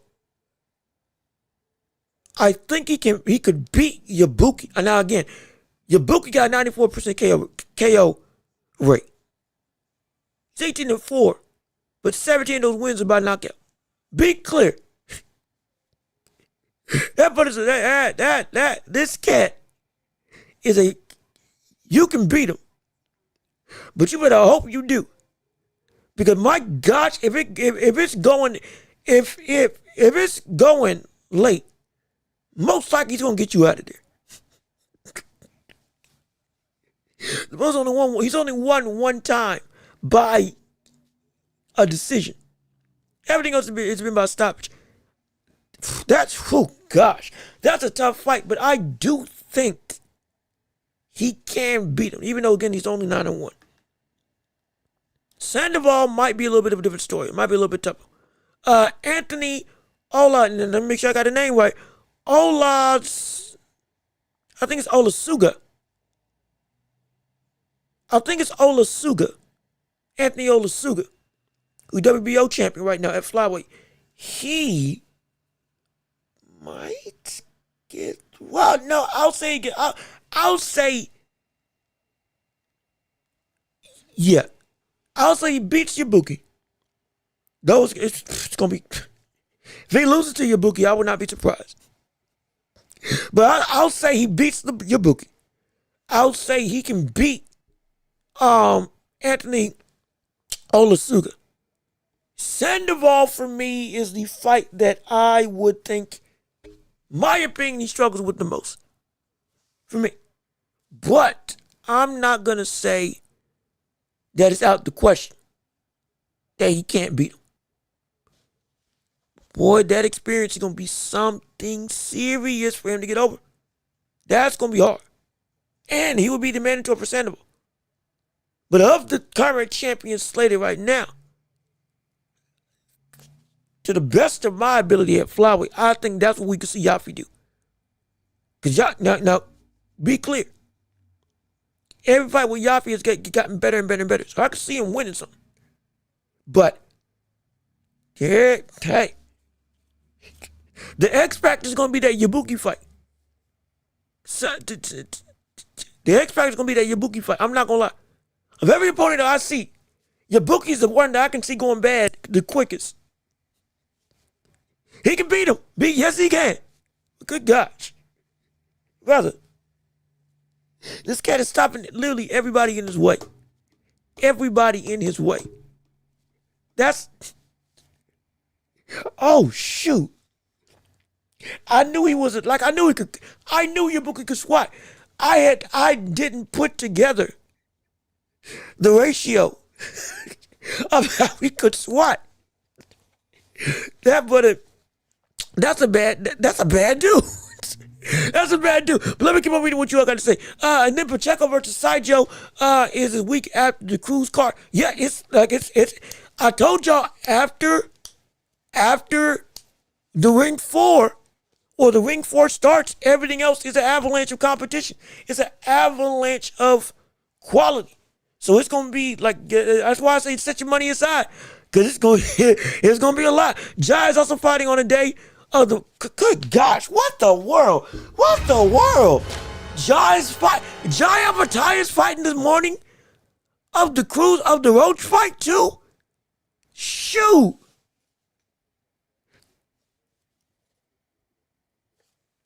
He got lost in the shuffle. I'm focused on Janabek. I'm focused on Roach and Isak. We got stinking. We got uppercutters like Yafi coming up down the line. You got the Monica card happening. It's what the world. See, we asked for the sport to be a whole lot better. Thank gosh it's turned into it. But great day in the morning. I mean, good gosh. Give us a break at least a little bit. Let us breathe. Give us a chance to breathe before we gotta get back into the foray of competition. Cause I mean, shoot, it is an avalanche. It is a literal avalanche of good to great quality cards and quality fights that we not just want to see, but that we have been asking for. That we've been asking for. We want this, and now we're getting it. And now that we got it, dare I say it's almost overwhelming. It's almost overwhelming. Let me see. Did you, Oscar Colossos becomes undisputed minimum weight? He already unified. I'll say that. Let me see. Oscar, am I saying that right? Oscar, trying to make sure I'm saying. I want to make sure I got his names right. Colossos. I think I've been saying. I think I just call him Colossus. I think I've been calling him Colossus every single time because I keep trying to say the name, but sometimes it struggles. I'm gonna call him Oscar. I'm gonna call him Oscar Colossus. That brother's a giant in that division right now at minimum weight. No, again, it's still he can do what. Does he have the body to grow? I don't know, but I'll say this: if he's already on pace, well, I'm not gonna say. Undisputed could be harder than what you may expect, though it may be seen as potentially a foregone conclusion. With the rate he's already gone and started to take belts again, you can say he's already unified. He's already beat at least one. Not one. He's already beat. I can't remember if he was given the title if he won it the first time he won it, but I'll assume he's already beaten 2 of the top people at minimum weight right now. So I wouldn't be surprised if we went down the road of he takes all the belts with everybody becoming undisputed in quick succession. I wouldn't be surprised at all. Unless y'all just goes out and and blows up the competition. Or blows up in weight, excuse me. And just they gotta go. No, I can most likely see him become undisputed. Most likely. And like you said, he beat Melvin Jerusalem. He made him quit. He did make him quit. He did make Melvin quit now. That ain't no small feat. Be clear on that. That ain't no small feat. That ain't no small feat in the slightest. Making him quit. Most likely, he got a good chance of running the table over everybody else in the division. Most likely. Most likely. He's got a good shot at becoming undisputed and running the table. And yeah, Melvin's a champion again. You're right, Amin Rhoda. And shows you the talent that he is. Because the people that he beat already got back on the saddle and they back at the top. He most likely goes undisputed. Most likely goes undisputed, or at least makes a run for it. He at least gets 3 belts. At least. In my opinion. Again, my humble opinion. He at least gets 3 belts. If not, run the table outright and become undisputed. Full stop. Full stop. Now, hey, if I'm wrong and it don't work out like that, hey, my apologies. So sorry. I led you astray. Don't shoot the messenger. And if you lose money, guess what? I had no input on your decision making. And so I am not in charge of any loss recompense in cachet that you may have as a result of my unprofessional advice. Just so we keep it clear. Just so we keep it alleged. Just so we keep everything on the up and up. So I don't get nobody coming back at me saying, oh my gosh, what you doing? And so it's, oh Lord, it's oh, I cracked myself, but that's funny. That's funny. I cracked myself, but let me see. I think she would be the champions at featherweight. You talking about Sky Nicholson? Talking about Sky Nicholson? Yeah, I've been saying that for what? About a couple months now.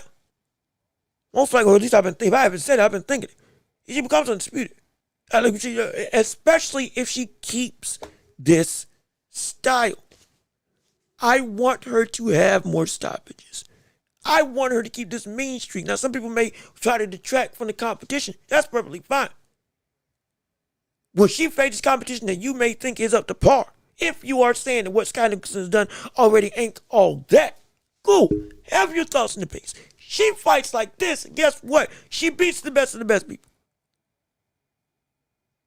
This type of mean streak, if it is consistent, hey, we got ourselves a problem. We definitely have ourselves a problem. But let me see, a little off topic. But how do you feel about a fighter moving up, fighting the best at a weight, and then moving on, but not fighting any other top mandatory contender? Ooh, that's a good question. That's a good question. And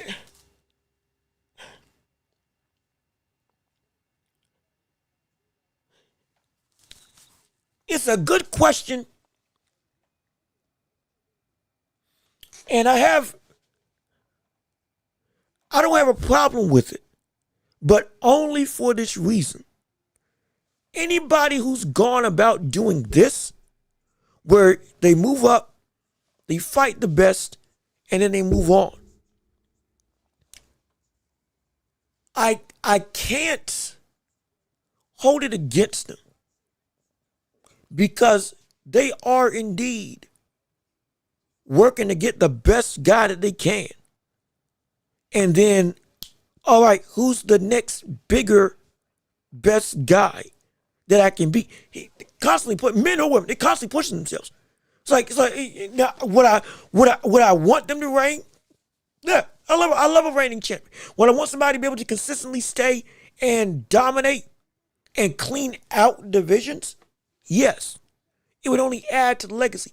But at the same vein, I can't sit here and not act like, we'll use Inoue.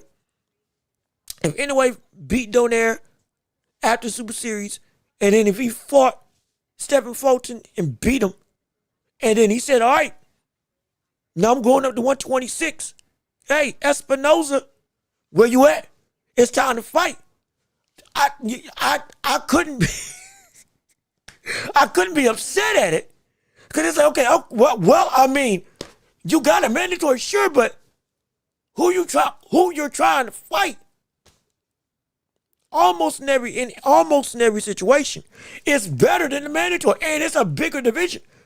So I'm like, I can't hold that against the guy or girl who goes about and does that, because they're chasing greatness. Now, from a standpoint of being even more etched in a totalitarian dominant standpoint, I would love it if they beat the top fighter, work their way down, move on.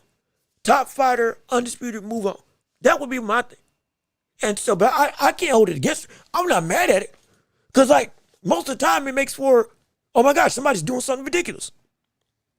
Somebody doing something insane. If we didn't have that, we wouldn't have had Terrence Crawford fighting against Canelo. And that moment being the moment. Because he could have fought mandatories at 160 after beating Madrimov. He still had some work he could have done at 154. But he went and he was like, okay, you taking them on. I can't fault you because you are taking on a bigger test. I even said that I couldn't fault Charlo. But I didn't think he was going to win. But I couldn't fault him for trying to fight Canelo and take his belts because it's Canelo at 160. Now, I didn't think he had done enough to earn the right to fight him. I'll say that. But taking the fight, I was like, okay, hey, you are fighting Canelo. And if you do win, with you being already an undisputed champion before, hey, okay.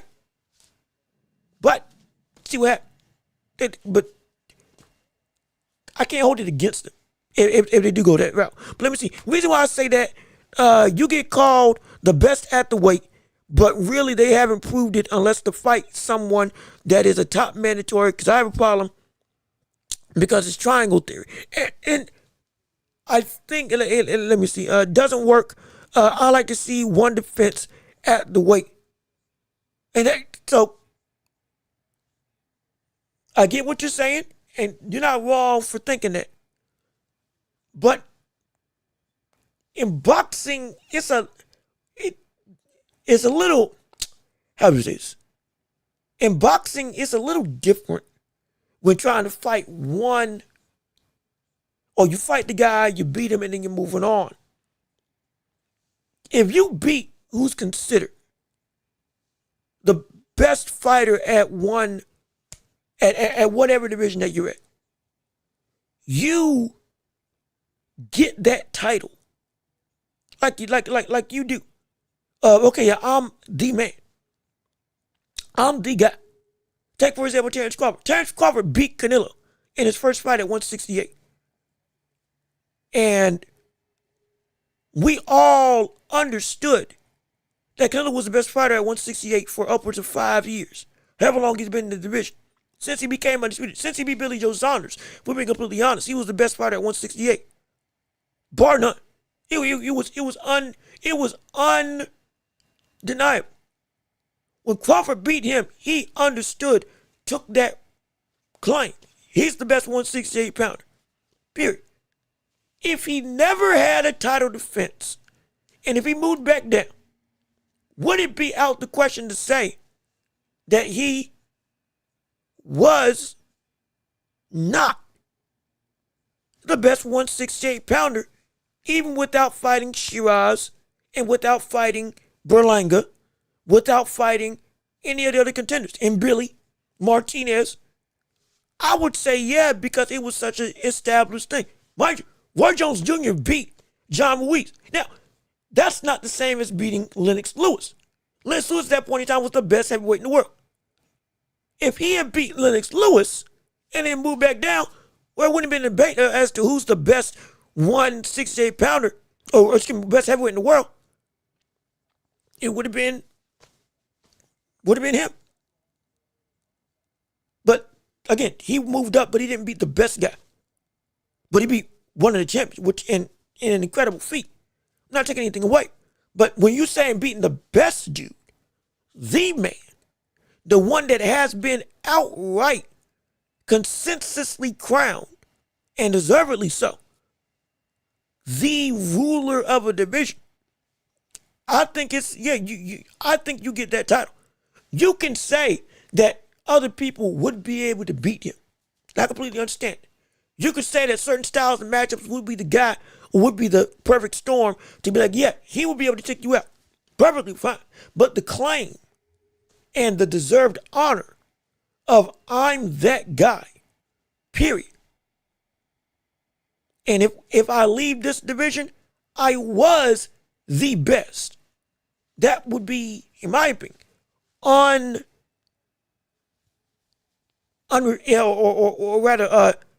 irrefutable. Unrefutable, excuse me. That's the proper term. So we're not saying that he beats everybody at the division, but I can't take away the title that he's the best at that division. If he beat the person that we all feel is the best at that division, like when Holyfield, well, not Holyfield, when what's his name? Buster Douglas beat Mike Tyson. Though we all, oh my gosh, the biggest upset in history. You could even feel that it was a fluke. And I completely understand that. But for that point in time, like that was seen as he was the best heavyweight in the world. Because he beat the guy that was that guy. He was the guy. He beat the guy that was, on all accounts, unquestioned as the best heavyweight in the land. With Holyfield in the mix as well. With David Tua, with all the other heavyweights there. He was thinking with Michael Moore. Mike Tyson was it. And yes, Buster lost after Holyfield, or Buster lost Holyfield the fight after, absolutely. But he got the claim. And if he had moved and retired, for that point in time, would have been okay, yeah, I was the best in the world. Or I was the best heavyweight in the world. And if he moved down like the cruiserweight, I was the best heavyweight. Because I did beat the guy. Low was a shot. Then I'm gone. From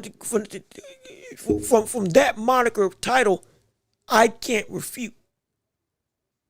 It's a better diverging claim to make it a better overall, okay, yeah, this man proved it on a more deeper level against everybody involved. Absolutely. And that's why I'm saying I'm for you going through the divisions and going down the list of people when you reign and when you become a champion in a new division, to make it so that there is no questionability about your eligibility to hold on to that crown of you're the best. But I can't also take away that if you do beat the consensus best guy, you don't deserve that claim. It just becomes more solid and concrete if you go and you rule, even if it's just one time. Successful. It works. It works. That's my thoughts on it. But that's why I'm always advocating, hey, Crawford, I would love to see you at 168. Face off against a Martinez or a Billy. If you fight against the likes of Janibek at 160, go on. Go on. Rank. Beat him. Beat Laura. Beat Adamas. Validate without reproach. If you at 168 right now, the rematch with Crawford and Canelo is indeed important, whether you think it is or not, whether you think it needs to happen or not. That would be Crawford's first title defense against what is consistently seen as the second best. Now, the second best middleweight in the world. And if he beats Canelo twice at his own division, that would be the complete, okay, yeah, this wasn't a fluke type validation type thing. And the throne would be even more ironclad, at least in my estimation.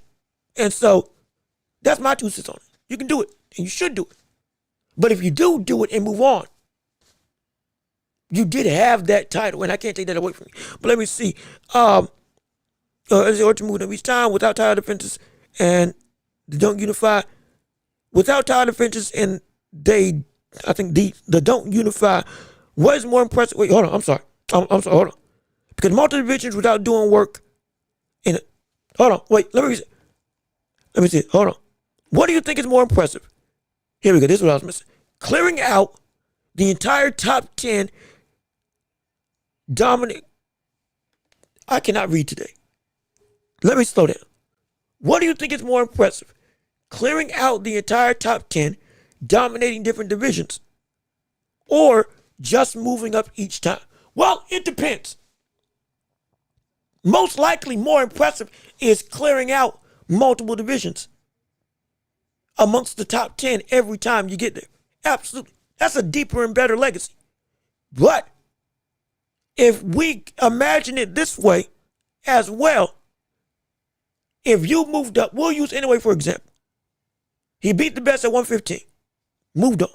He beat the best at 118, he moved on. Beat the best at 122, knocking out Junto Nakatani. He moved on. He beat the best at 130, and he knocked out Espinoza. He moved on. He's at 135 now. He beats the best at 135, and he knocks out Shakur. Moves on. He moves up to 140. He beats Teofimo. He knocks out Teofimo Lopez. Moves on. He goes to 147. He knocks out Devin Haney. If we go to Pacquiao route, that's about the limit. 147. If you had that as an 8-fight streak in a resume, we'll say that was the prime point in your career. You went through 115 to 147, again, emulating the route of Pacquiao. And you won the belt and moved on, but you beat those names back to back to back to back to back to back, and you moved up each time. That would most likely be considered the best fighter in the world. It'd be hard pressed for me to say that it wouldn't deserve it. So it's not bad, but to keep up but to balance out the lack of fighting and cleaning out your whole division, you would have to do that consistently. At worst, it would have to be the best fighter, the second best fighter in a division, and then you move on. You don't unify, you just keep on fighting the best dude out there. And you see how far you can go. Because at that point, it would be, at some point in time, you would have to stop unless you just got all the way to heavyweight. And then what? Like, it would be over the course of, if we said, let's say it's the same thing of 2 fights a year for a fighter. Again, I'm just using anyway as an example. You fight 115, and then you beat him, and then 118, you beat him. Boom, that's your 2 fights. Best fighter, you beat them both. Year 3, you beat the best 122-pounder and 126-pounder, and you stop. Year 4, you beat the best 130-pounder and 135-pounder, and then you stop. Year 5, you beat the best 140-pounder and then 147. In a 5-year span, you've beaten the best, outright the best dude in 5 weight classes. Straight up. It wasn't for undisputed, but it was straight up. That would be hard for me to say that you weren't the best fighter in the world. If we're going the same route as with Terrence Crawford from the standpoint of train, fight, move up, train, fight, move up, that's it. Shoot. That would be difficult. Staying in divisions would have a deeper legacy. But my gosh, I dare say, if you went the route of moving up 1 fight every time, best fight out there every time, that shoot. That from a quality perspective, that talent might be just as deep, if not deeper. I can't lie. Because we're already saying the preposterous nature of being able to move up is already ridiculous. Let alone against the best. But we hold anyway to this high regard because he did it against Stephen Fulton. And it's like, that's not normal. That's not normal. That is not normal. That is like, that's like the best one. That's like if Lamar Roach, after beating Tank, because he should have beat Tank. That's like Lamar Roach after beating Tank, who was consistently seen as the best talent at 135. Took that belt, and he moved up to 140 and immediately fought Tia. Like, brother, that's ridiculous. That's insane. That's legit insane. That is, oh shoot, I get Bud because he's getting old. So it was now or never. And a lot of people don't find that impressive. If you dominate multiple divisions and clear out each division, that's more impressive for me. And again, I understand. I'm trying to make an argument for both because both are preposterous. What's your opinion on just jumping up and doing without what you jumping? What's your argument? What's your opinion on just jumping up with, I'm assuming, with doing any work? I'm assuming without doing any work in other divisions. It would have to be so consistent. Like, it would have to be the way that we see David Benavidez do right now. Where, Morrell, Yard, gone. That's it. Or in this case, it would be the equivalent of Benavidez beating Bivol, then goes up to Zerto, and then goes up to Usyk.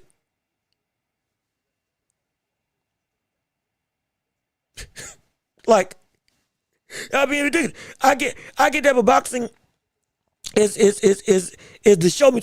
And you're right, dominating division is better than me. Like I said, that's my preference. You clean out everybody unequivocally. That's what I want you to do. But I'm not gonna act like that. It wouldn't be stupid if somebody went the route of just, okay, I'm fighting, because that would be equivalent of, in a 5-year span, you would have a resume as deep as some of the biggest boxers we have in history. That's what it would be. Imagine in 5 years, this would be the equivalent of it. Imagine in a 5-year span, Crawford beat Calavasquez. What was that, 135? No, he was getting Boa. And then it was at 135, it was Calavasquez as the best. I think that was the best fighter. Whoever you have at 135 at that point in time as the best guy. And then immediately you go up to 140. Whoop him. Immediately 147 without any build-up, you beat Spence straight. Then you beat, in the world of 154, who was the best at 154? We'll say Virgil Ortiz for the sake of time. We'll say he beats Virgil Ortiz straight up at 154. Who was considered to be the best guy as a talent. We'll say that. And they moved up to 160 and fought Janibek. They moved up to 168 to fight Canelo.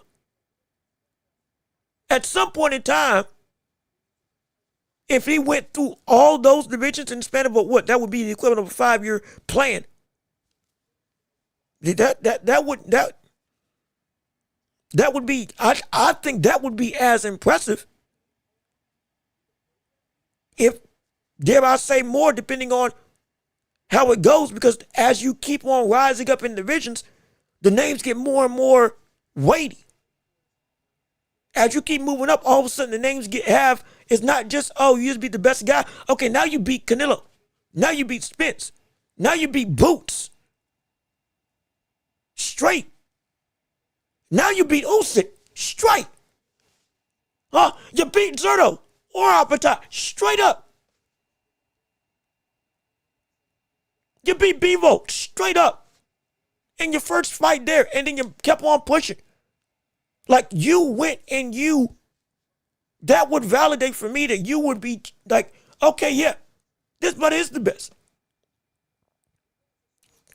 it would be an insanely hard road.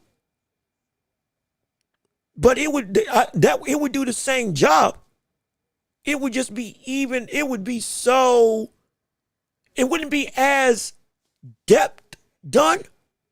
Because of course you clean out 1 through 4, 1 through 5 in 4 different divisions. That's what 5, 10, 15. That's 20 fighters on your resume. Yeah, that'd be great. But those 8, if you beat straight, those 8 are all on the pound for pound list. You would have done the work of beating pound for pound in most situations 10 through 5 or 6. If you went the route of just fighting the best dude at every division without staying around. Like, that would be preposterous. That would be ridiculous. Imagine if somebody's resume, when they hit their prime, was an 8-fight streak that was the exact same name resume as the current pound for pound list on the world of boxing right now. If you mean to tell me that I saw somebody have Tank, T.O., Boots, Devin Haney, what's it on? Janabek, Canelo, Bevo, Zerto, and Usyk as a straight string of W's on BoxRec? Like, I'll be like, was he undisputed? No, doesn't matter. That brother, it would have to be, it would be a quote unquote quicker road. But the talent going up would be like, okay, yeah, like, you beating and cleaning out divisions is understandable, and it can happen. And with depth comes a lot of talent, absolutely. But it's so hard, as we've seen, to be able just to straight up move and dominate without any qualms, straight against the guy that we all say would beat everybody else where they are. Or at his kingdom, nobody else in this division can beat him. And he got him. Oh, gosh. And then you go to the next brother. Okay, now this brother, because this will be a question, again, for this same conversation, you beat Canelo and then you beat Benavidez. Hypothetically, Benavidez won the title. Next thing you know, you beat the brother who we all thought, you beat Canelo, and then you beat Benavidez, and then Benavidez was the guy that we said would have beaten Canelo, and you beat him and Canelo. When it looked like they were at their best, or at least at their best circumstantial weight and or talent. The threshold would raise, and you would have to win. But if you did accomplish that, that would be just about as great. Because if you want to put it into perspective, apply that same logic to other eras in boxing. Apply that same logic to other eras in boxing. If we saw Sugar Ray Leonard go through multiple divisions, one fight, one win, move on, and he beat them up until he lost, or up until hypothetically he just stayed or got the heavyweight, and okay, I'm going back down the ladder. Like, that'll be insane. And most likely, in some regards, it's going to be a point where you're going to have to either A, lose, or B, hey, I can't make that weight, so I got to stay here. So now, anybody that comes up, I got to fight down, and I'll meet you where you are, and I'll beat you. And you did that for your entire career? Yeah, no, that would be insane. Either defending against a top contender or rematch a champ, because I never liked the way you could go get undisputed in one fight, and then just leave the division saying you're the best. Now, I can understand that. That's why I like Bud versus Canelo rematch, because it solidifies if Crawford really is the best, or Will Canelo make a trilogy? Who knows? Yeah. I don't know if he beats him. I think Crawford beats him again. I do think Crawford beats him again. I don't know how Canelo. Let me rephrase it.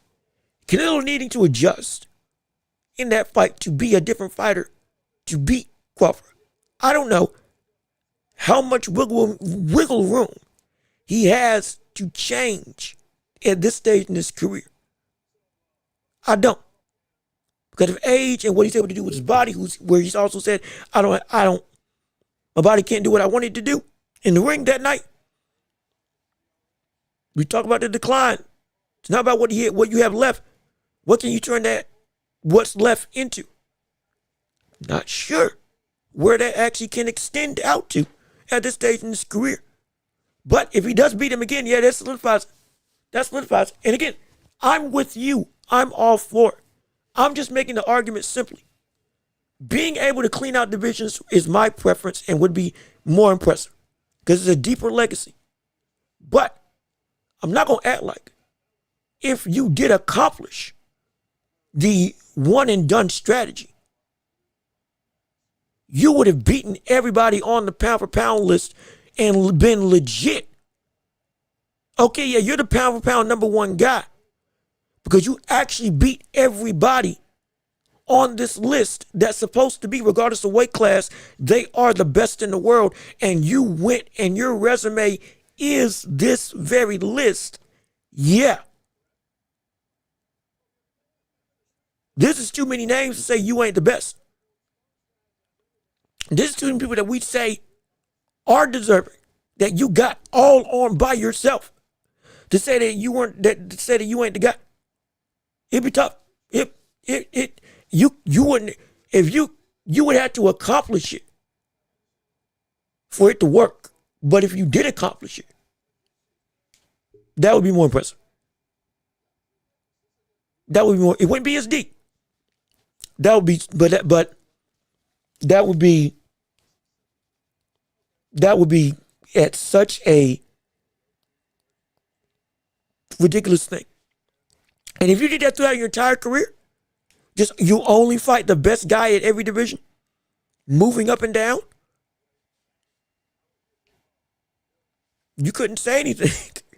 Because like you wanted to fight test, I'm fighting the second best fighter in the world. Or the fourth, or the fifth, or the third, or the 10th, whatever the case may be. You would have to accomplish that though for it to work. But if he did do it, yeah, that'd be hard. I don't mind Bud's case because at his age, yeah, he's 47. And normally, this stuff doesn't happen up until you get to that age. Thankfully, we don't have to have this type of conversation of, okay, can somebody just run through straight 6 divisions, best guy, and not do it? Because they got to grow. Sometimes they can't even fit up into those other divisions. Because everybody's body's different. But most times it happens when you get older, because at the end of your career, that's when you get those opportunities. Now your cachet fits the bill. Now you can be lucrative enough to be able to say, yes, this fight makes sense monetarily. And the stakes are worth the risk. And the fans want it. And they know who you are and they know who I am. So we can do it. So, yeah, I get it. That's why it doesn't happen. That's exactly why it doesn't happen often. That's exactly why it doesn't happen often. The amount of things that have to go right for it to happen often are preposterous. The only people that can really go that route are just fighting the best dude everywhere, every time, would have been Canelo. It would have been Canelo, in a way. Just recently, now it's Terrence Crawford. But, and what, Usyk? It's about it. That has that perfect storm surrounding them. That, yeah, I can move any which way and do whatever I want. And I'm going to go fight this guy, the best at every weight class without any stopgaps. Because everything had to be a perfect storm to even make that possible. Because even doing that now, it's difficult. People be running from people. People be keeping their fighters away from people. Fighters sometimes don't even want to fight people. It would have to be like it would have to be a perfect storm. Yeah, let's see. You're right. I would call them the best, but really, sports-wise, 2 fights at each weight class would be fine. And yeah, that would be the perfect thing. This would be the perfect medium. 2 fights at a weight class and you move up. That would be my perfect storm if you went that route. I just get irritated from all the cherry picking and bravado of these fighters talk. And I feel you. Again, what we're proposing is the best case scenario. This best case scenario would be that I would not be mad if somebody just straight up fought all of the top 10 best fighters in the world, regardless of weight class, just straight like that. That wouldn't be ducking. I dare say I would be scared of the conversation we'd be having if somebody went that route. I would be horrified. Because we would have to be like, oh my gosh, history's getting rewritten yet again. That's what it had to be. But regardless, it would be the best case scenario would be two fights. The best guy, second best guy, then you move up. Or the best guy, you get a belt from another dude into the same division, then you move up. Also, Indeed, what's going on with you? How you doing? Good to see you. Thank you so much for tuning in to the show. With us on today, trying to make sure I get everybody's chats. And if you fought 3 times, if you fought 3 times a year, you can fight 3 champs or 1 undisputed champ, 1 rematch in defense. No one could ever nitpick. Yeah, no, you're right. You're right. That's why I wish fighters fought 4 times, 5 times a year. Not because I care about the health, but also like activity breeds a quicker route to bigger legacy. And when you reach the end of your career, all of a sudden, even bigger opportunities can open up because you already have this much of a legendary status. That's why Canelo with 60 fights is at the standpoint that he is. That's why Pacquiao with 60 fights is at the standpoint that he is. Crawford with 40 fights is at the standpoint that he is. Once you cross that 40-fight threshold or get close to that 40-fight threshold, like you start to grow exponentially. Because now you start turning to a cornerstone of excellence. Unless you're like, again, Joe Frazier, who, again, he only had 30. No, he had 40 fights in his career. I think. Close to it. He got close to it. Was he? I think it was like 32-3. 32-3 in a draw. But, like, 32, 3, 34, 35. Yeah, he got 36 fights. Sugar Ray Leonard got 36, I think he's 36-3-1. He got 39 fights in his career. Once you get close to that 40-fight threshold, that's when the iconic status starts to really imbue itself on. That's what we want. But it's consistency. You got to be in the ring more. You got to. You absolutely have to. And it would help out for a lot of these roads to championship opportunities. Let me see. Where do you put Inoue in your greatest fighters of all time when he becomes... Where do you put Inoue, in your greatest fighters of all time when he becomes undisputed at featherweight in his 3rd weight class and knocks all of them? If he does knock all of them out, if he just wins it outright, he gets there. He most likely gets it. I have said this man is on track to be, by the end of his career, one of the greatest fighters I have ever seen. I've said that from a talent. I've said that since I started this channel. One of my most popular videos is about Inoue. Crazy enough, saying that same thing.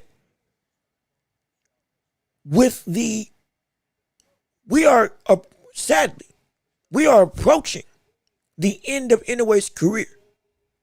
And so we're at the point in time where now that ranking starts to come together.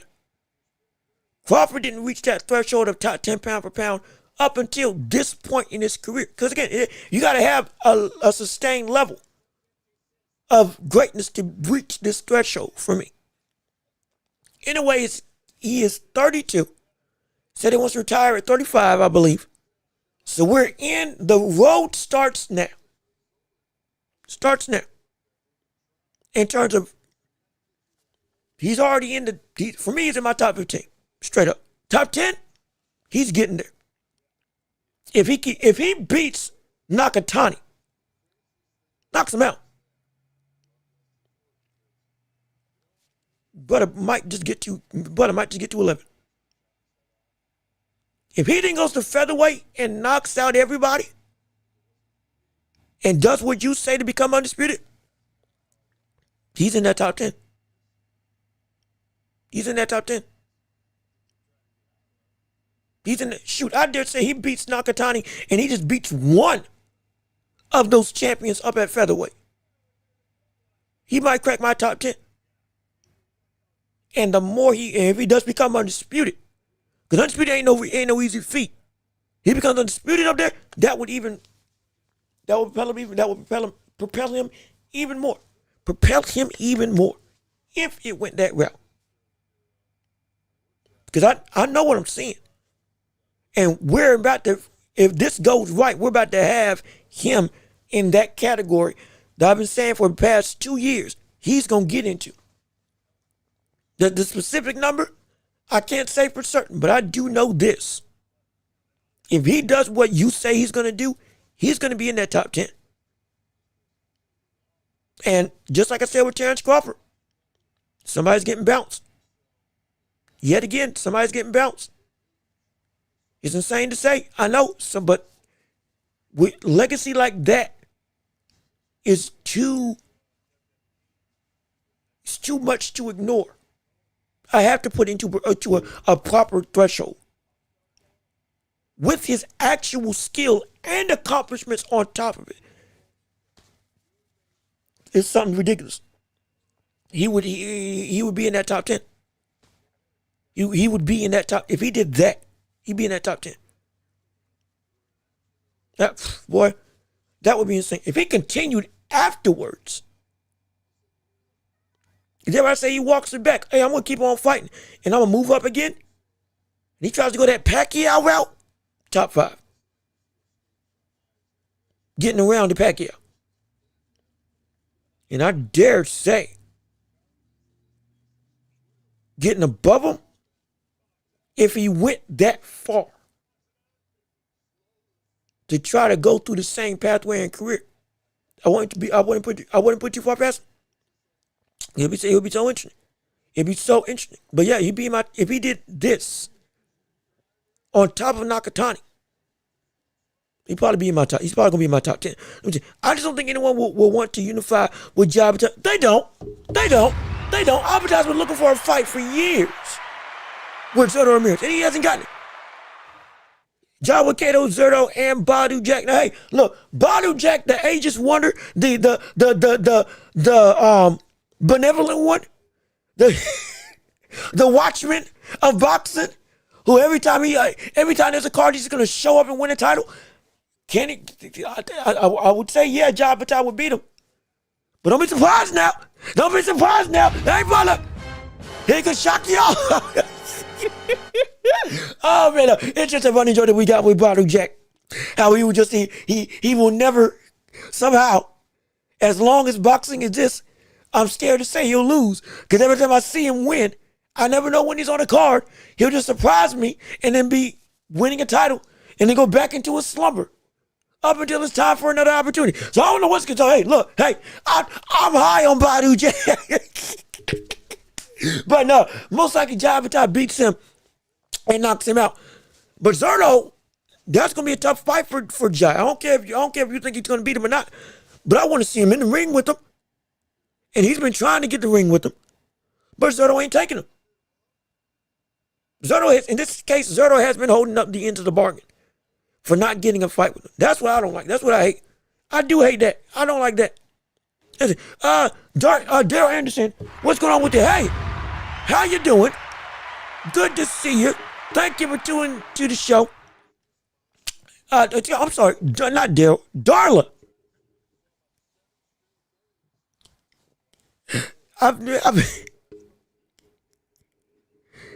Wait, is it Daryl? Is it Daryl or Darla? Dar? Or is it Darley? Is it Darley? Show me how to enunciate your name. It's just so I can make sure I get it right, because I might have been calling you the wrong thing all this time. And I do apologize. But how you doing? Good to see you anyway. Thank you for coming in on the show. So glad that you're back with us on today. Yes, indeed, it means the world to me that you all came through and are approaching us on this auspicious occasion of post show action. And we like that you're here, and we appreciate you tuning in. And hopefully you want to keep on sticking around. Hey, we can even add another hour to the show if they get to the super chat thing. Yeah, we got a super chat goal. Hey, let's see if we can reach it. Yes, sir. We got a super chat goal. Oh, did it say? It didn't say. Dang it. Yeah, now we say. There we go. Yeah, now we got a goal. We get 10, I think it's 10 super chats of anything. Hey, we can add another hour to the show and make it happen. I'm not trying to skimp you. I'm just trying to test this stuff out to see how it works. I don't know what's going to work, but we might just go over the hour. Anyway, regardless of which, we want to see what you got to say on the matter. Let me say, hey, Jean-Luc, quick off topic. Did you watch Solo Leveling yet? No, because I went through Jujutsu Kaisen and I got through the movie in the first season. Now we on season 2. Like I said, I'm breezing through now. Now I'm hot. Now look, Jiu-Jitsu's been all over, not just my feed, but it's been like I have been deep in it now. Mr. Miyagi put me on, and once I started watching, I was like, okay, I gotta finish it. So now I finished season 1. So now I got some space. Solo Leveling and Jujutsu Kaisen. Now I can go back and forth now. So I'm gonna start it this weekend. Thankfully it's Saturday, and thankfully, hey, look, we got a bunch of turkey to eat. We got a bunch of macaroni and cheese to feast off of. We got soda and drinks galore. I'm gonna be binging every way, shape, and form. Being out of shape, absolutely. Indulging myself in some anime and some shows, and then having some time this week. So I'm gonna watch it. I am gonna watch it. Just to be clear, let me see. It's okay. It's okay. So let me see. DARRYL. Is it Darl, not Darl. Darlie, not Darlie. Durrell? No, not Durrell. I think it's the Y that's messing me up. No, give me some time. I'm gonna learn it. It's gonna I'm eloquent with my words. I'm gonna learn it. Just give me a couple weeks. I'm going to keep on getting it right. If I keep getting it wrong correct, I'm going to get it right. And I see the spelling right now. Be clear. I'm going to make sure I get it right. Let me see. I want to keep on reading what you got to say. If Inoue becomes undisputed at featherweight, we'll have to put him there. Yep, I agree as well. Inoue is a once-in-a-lifetime talent that we won't see again. I think 130 is possible. Thank you. 130 is possible. Why does people have not been yelling this to the rooftops? Somebody needs to get in Inoue's ear and tell him 130 is more than possible. It is up for the taking. You already faced somebody who was at 130 in Ramon Cardenas. You faced against Cardenas and you knocked him out. He fought at 130 before coming down to 122, and at 122, he carried that power from 130 and became a knockout artist. It's dangerous, but you shown you can deal with it. You outclassed him in every way, and you can do that with other people. There is no way in the world, and I'll look through the list right now. I'll look through the list right now at 130, because I guarantee you it is not as out of reach from the standpoint of quality as people may believe. It's not as out of reach. It is not, because right now, it's Emmanuel Navarrete,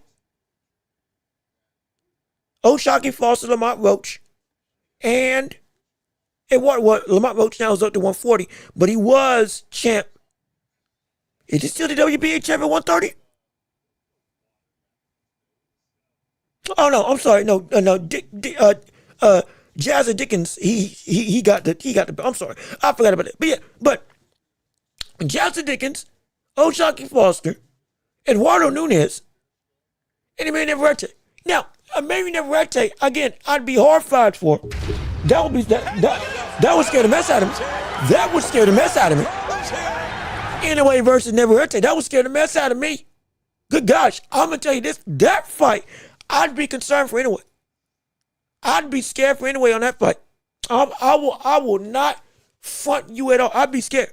That fight, I'd be scared. Because what Navarrete been able to do against everybody else.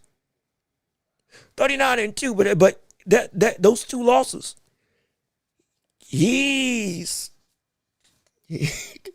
worked his way back from in abundance. But outside of that, he could get a title. He could get a couple titles. I dare say outside Navarrete, he could beat everybody else in 130. Straight up. He's that good. He's that good.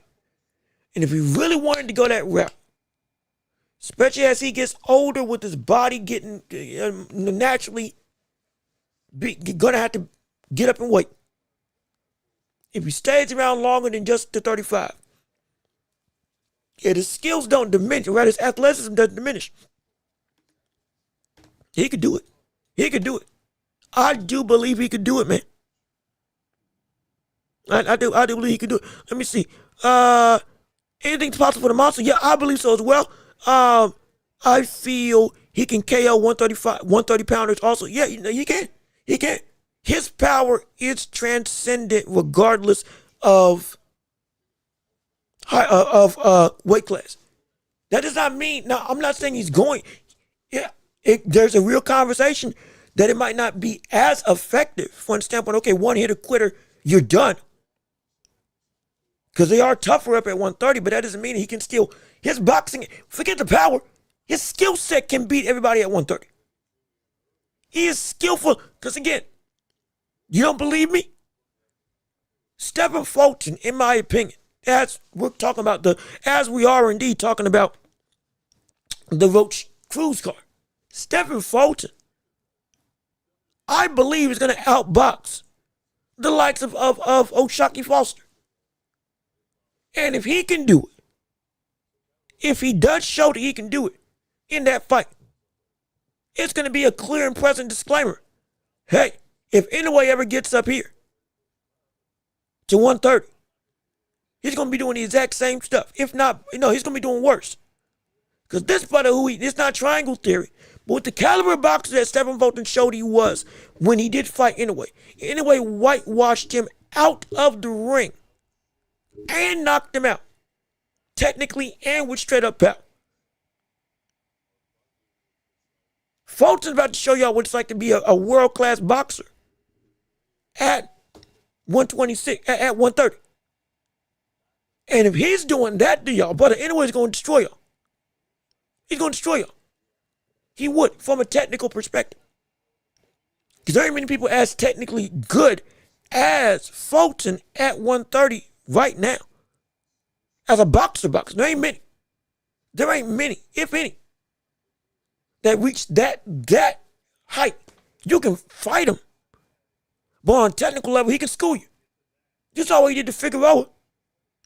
Well, all of a sudden, the second fight, he was a completely different person. And he was not just boxing, but he was like taking it to him as if it wasn't a contest. He does that, but anybody's gonna be. You want to talk about what anyone can do? In theory, oh gosh, that would be insane. If he dominates 126, he will probably go to 130.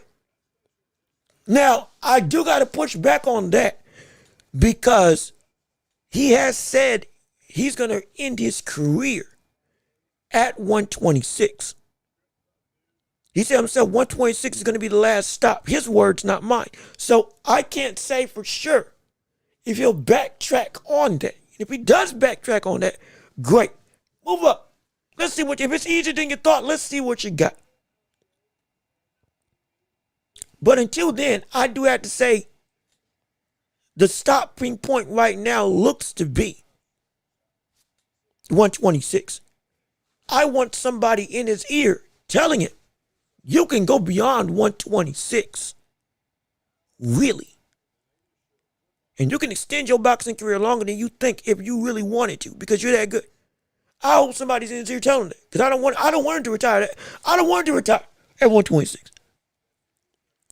My best goal, my prime goal, would be to love to see him attempt to just get a vestige of that same legacy that Pacquiao got.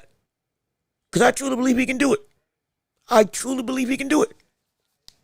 I truly do. But let me see. Anyway's confidence is insane. He believes he can do anything. Yes, he can. He even said undisputed at 126 is very possible. It is. We just pointed out how Espinoza, the biggest threat to the likes of Inoue as a fighter, looks like he is more. He's got more holes in his game than we may have realized. All because of what we just seen him do. Everybody ain't as unbeatable. Nick Ball's not as unbeatable. Angelo Lee is not unbeatable.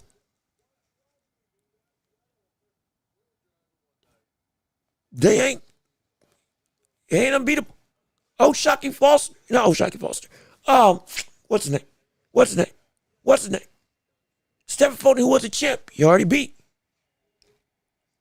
Who's now also still reigning as the 126-pound champ.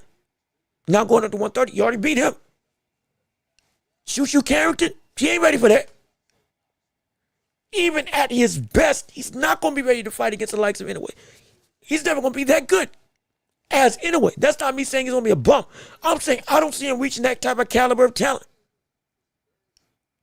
126 is if he wanted to go that route, it's for the cake.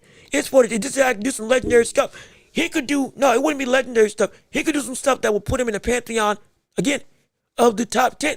We would have a conversation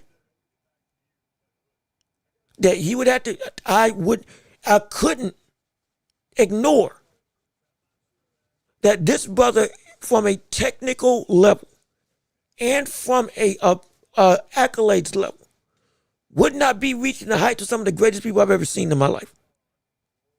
It wouldn't. It wouldn't.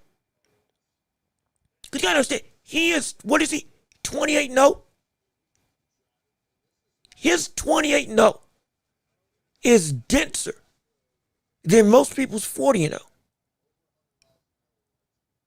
His 28 or 30 fight record is denser than people with some people with 50 fights. He has a resume right now that if he retired today, it would be on par with the likes of Canelo and Terrence Crawford. And he's only fought upwards of 30 times. It's going to sound crazy. It's a resume that would eclipse the likes of Usyk. Or at least match Usyk, if not eclipse him, because of the dense level of talent from 3 separate divisions that he ran through. 2 of them being undisputed, like with Usyk, but also beating them on a wider scope than Usyk did on average in his career. Which is not, it's not disrespectful to Usyk. I'm telling you what happened. This would be preposterous. This would legit be preposterous. His career could end today, and he would have an argument genuinely. This might be not even an argument. If he retired today, he would be one of the 15 greatest fighters I've ever seen in my life, without any more work. Eclipsing people with way more time on their hands. That's on the list right now. That's how good he is. That's how good he is. People just don't know. Or rather, they don't want to know because he's a small guy. But these lower weight classes got such a dense level of talent. And what he's doing, even the people that you say are at or above his level, they're not able to do. They're not able to do. Not able to do at all. It's incredible. We're gonna miss the guy when we're gonna miss. We are absolutely gonna miss that, but it's gonna be insane when he actually does go away. But his humbleness with Inoue's confidence. It is, yeah, you're right, it is. Enjoy him while he's up, and definitely enjoy him while he's up. I hope no one ticks off Inoue at 126. I hope they have learned from Pac. No, don't do that. Don't do that. If anything, if you want people to give in a way the respect that he deserves, you're going to want fighters to call him out and say that he's a bum. You're going to want people to make some noise saying this brother ain't all that. You're going to want people to say this man is not what you think he is. That's the only way. That's the only way people are going to give the respect of, okay, you shut him up. You shut him up. Devin Haney just completely revitalized his entire image because of what he did to Brian Norman Jr. in part because Brian Norman talked so much junk. He talked so much junk. And everybody was saying, man, yeah, if you lose this, you're going to be in a world of, we ain't going to care about you no more. It bolstered the impact of the win and the dominance of which that win was. You need those types of detractors. You need people doing stuff where it's like, oh my goodness, what the world? You need that. It happened with Roy. It happened with Sugar Ray Leonard. It happened with Marvin Hagler. It happened with every great fighter. It happened with Crawford and Spence. It pushed the lineage forward because it pushed the impact of the win forward. I want them talking stuff. I want noise being made.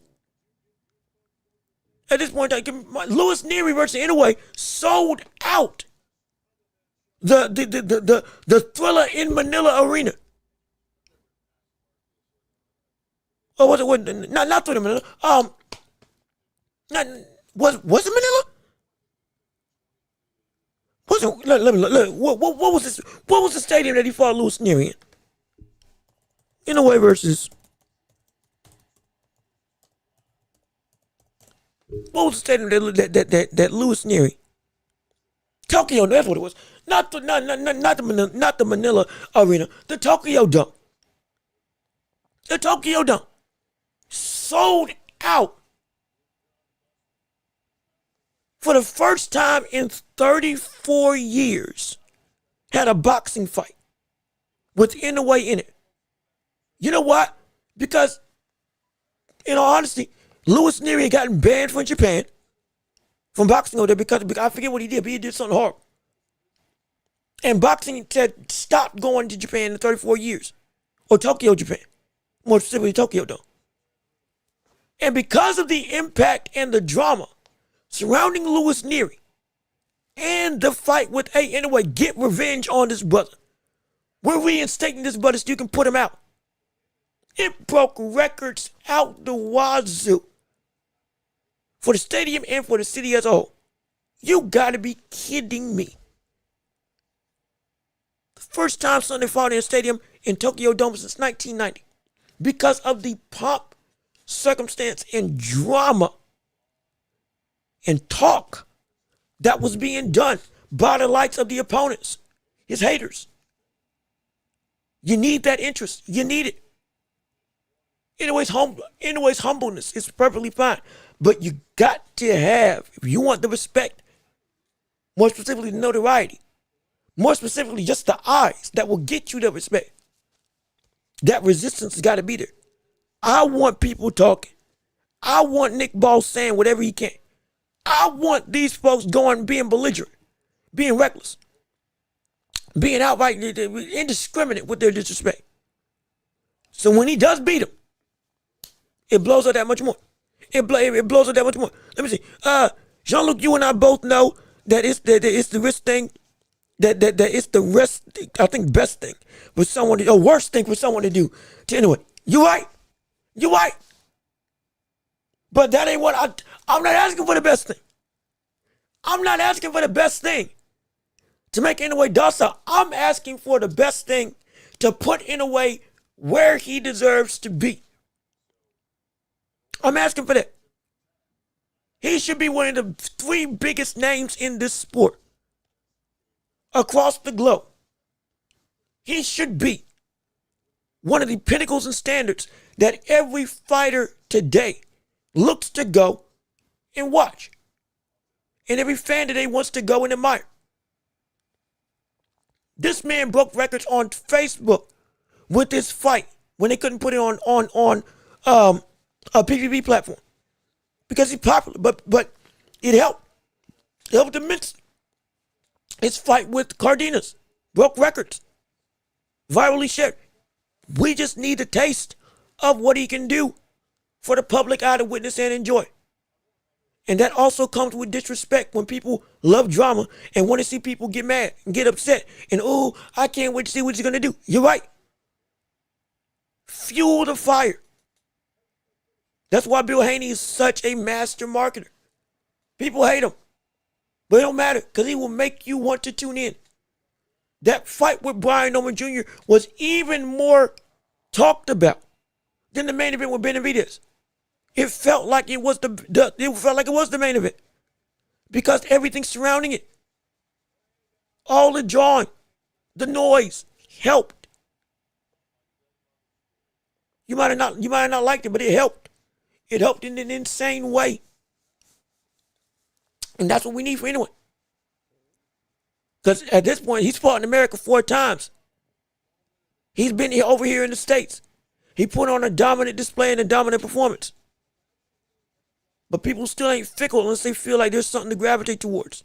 Or people are still going to be fickle unless they find out there's something to gravitate towards. For why am I getting up at 4 in the morning to watch you fight? I got work. I want to go to sleep. I got kids. I got a job. I got to work overtime. What about this is going to make me want to take my time to go and see you? And that's what's fueling the fire. Yeah, and look at what happened in Erie afterwards. Look at what happened in Erie afterwards. He got destroyed. He even got a knockdown and then got destroyed. And everybody was like, okay, yeah, this what is different. This is he's going to do the same thing to his opponents regardless. We just need the eyes to see him. That's all. He's going to do the same thing regardless of whether he's hot or not. He's going to do the same thing to these people. Louis Neary is not going to be a one-time affair. We just got to have it so that more people see that and more people want that. And get to the point where he is, again, similar to Pacquiao, a name that is synonymous with everybody knows Pacquiao. Everybody knew Pacquiao as much as they knew Floyd. They did, regardless of where they were in the world. Everybody knew Mike Tyson. Everybody's heard the name Gervonta Davis at some point. But everybody knows Canelo. Everybody just now recognizes and knows Terrence Crawford. That's where Inoue should be on a notoriety standpoint. And fights like that will get in there. Fights like that will get in there. But is there anything else anybody wants to discuss on the matter with anything involving the world of boxing? It's still championship rounds, and we are coming up on the 3-hour mark. This is going to be the last call. Hey. Last call. I want to hear what you all got to say on any comments, concerns regarding the Roach card, regarding more stuff with Devin Haney, regarding who you think can beat him, or anything in or outside of boxing. Janibek versus Lara, O'Shaquie Foster versus Fulton. Anything fights coming up next week, this week, everything. I want to hear what you got to say, but it's going to be the last call for the show. Unless we reach the super chat goal. Hey, 10 people give me whatever. Then we can extend this thing a whole nother hour. But like I said, I'm fat and full. So I still got I'm fighting through the itis, but I still got it. Lord knows I still got it. So we gonna extend it as long as we can. But once we hit that 3-hour mark, we might have to wind this down. But let me see if you can get anything else in on the matter for this show on today. Oh, absolutely. But we're gonna have a whole lot more bodies than that. If that happens, I'm just saying, and you ain't lying. And like the biggest thing is we assume, in a way, outside of Nakatani, we assume it's gonna be able to beat everybody out. But real question is, post Nakatani, well, not even post, if he does beat Nakatani, And us saying that 126 is a thing that he can definitely take. If he was to keep on continuing, how high could he go? How high could he feasibly actually go? As somebody said 135, I want to throw out the idea of attempting to fight at 140. Attempting to. Again, mind you, Pacquiao was the same size, similar reach. And he's able to do what he was able to do. And in a way, is that type of talent. I dare say he might be able to go to 140 if he really wanted to try. I think he could go to 140 if he really wanted to. How successful he will be, that will be, okay, I'm shaky. But I think he'll do it. But let me see. The excitement for this Saturday is palpable. Yes, it is indeed. Everybody's getting it. Like I said, it's going to be something every single week. Every single week, I think, almost for the rest of this month. We're at the end of the month. From now until like January. I mean, it's all hands on deck.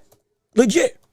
It's all hands on deck. Because everything under the sun is getting ready to transpire. And again, it's still Ben Whitaker. Everybody's looking to see how he's going to go. And really show his mettle, show his worth, and see what he can do. And if you didn't know, by the way, if you didn't know, I think Manny Pacquiao's son's getting ready to make his debut in boxing. Either this week or next week. I believe. So keep an eye out for that. I think Pacquiao's son's getting ready to have his first professional fight, and the Pacquiao names are going to continue in the realm of boxing. It's either this week or next week in December. And then with Ben Whitaker versus Benjamin, I believe it's Gaviz at light heavyweights. It's still early in Ben Whitaker's career. But if he's able to keep that same more cutthroat, disciplined mentality that bled into his fighting style that he had in his rematch that he had with old boy that he knocked over the top rope, there's a real opportunity that he as a lightweight contender can be legit, can be real, can be more than just a entertaining, popping circumstance, viral moment type of guy. He might actually be a real threat in the light heavyweight division. He might. Even in his young career, he might. He getting pushed like it, but he might. I'm dead serious. And I wasn't in on the hype, but starting to be a little bit swayed. Just a little. That he might actually be that force that's been hyped up for. Again, when he's locked in. How many times will he continually lock in? We don't know. But if he does keep on doing it, there might be something there. There actually might be something there. And if it is, boy, I'm excited for it. It's like, batting down the hatches, boy, because it's gonna be a whirlwind. It's gonna be a ride. But let me see. This is what you think about Picasso, because I see this as a strong young contender, and Picasso is tall for this weight. Should be interesting to see. While in a way has fought. Should be interesting to see. Been a while since in a way fought a taller fighter, and I'm afraid some of the opponents might go too far and talk smack and disrespect his children. Now, we've seen some people go that route. I don't think anybody will. Unless you get, again, one of those types of people where at any length to get you off your game, they're going to go through. And if that's the case, then hey, at that point, whatever happens with whatever you bring out. Hopefully it doesn't get there. But Picasso as a contender, he is getting overlooked. I will be the first to say. He is somebody who, with the understood matchup of Inoue versus Nakatani, right in the midst, one fight away. People are somewhat overlooking him. Not in a way, but fans. Overlooking him as to what he can do. 32 in a draw. 32-0-1. That one being a draw. 17 knockouts on his resume. This one time, at least based on boxing, ranked number 2 in the world. In the world. At super bantamweight. And this brother has faced off. Again, he beat Kameda by majority decision. He's been able to go through and run roughshod over the majority of people in the world of super middleweight. Now, granted, not all of his talent has been up here. I understand. Not all of his talent outside of Kameda has been very much reaching the ceiling. I will attest. But even beyond that, what he brings as a fighter, more specifically, with that reach and that leverage,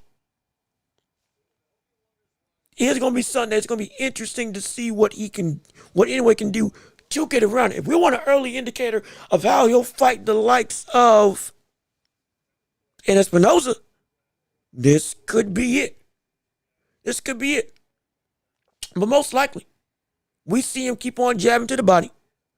We see him continuing to go through and dart in and out with that jab, force Picasso on the back foot, and take away that leverage by taking away the distance. And then inevitably breaking him down and taking him out. That's what I can see happening. In my opinion. That's what I can see happening. And so, if that's the kid, like, this is, again, if everything, and this is also going to be an indicator of what we can see against Nakatani. Again, with the reach, with the length. Like, call Nakatani seeking Stretch Armstrong, Reed Richards. Because the brother somehow was able to stretch his body and punch you from across the room. Doesn't make any sense, but he can do it. Got a long torso, as we've finally found out together. But, like, how he deals with that, we can see Picasso as a big indicator. And be clear. Be clear. Be clear. Hey, look at this. We got some problems here. Be clear. We got some problems here. Be clear. We are going to most likely see Nakatani and Inoue try to make statements with each other by going and trying to destroy their opponent.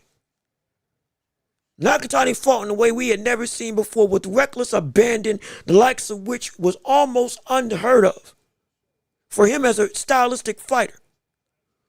When he fought against Nishida and completely threw caution to the wind in one of the most offensively aggressive forms of fight I had seen. He did that when knowing Inoue was in the building. Hadn't seen him fight like that before. With that much, forget fervor, just straight up bloodlust. Inoue danced around the likes of Ahmed Ali, taunted him, made him look like a fool. He's done it all the time. Then called out Nakatani directly after as he was trying to walk out the door. They trying to make a statement to each other. Because they know they know what the deal is. They know what's about to come down the lane. They both want it. They both want that smoke, and they gonna do their best to go and show you I'm like that. I'm not who you think I am. I'm better. I'm not who you think I can be. I'm more dominant. I'm not the boxer you suppose I am. I'm elite in a manner that you'll never know. They gonna try to show that to each other on that night, and it's gonna be beautiful.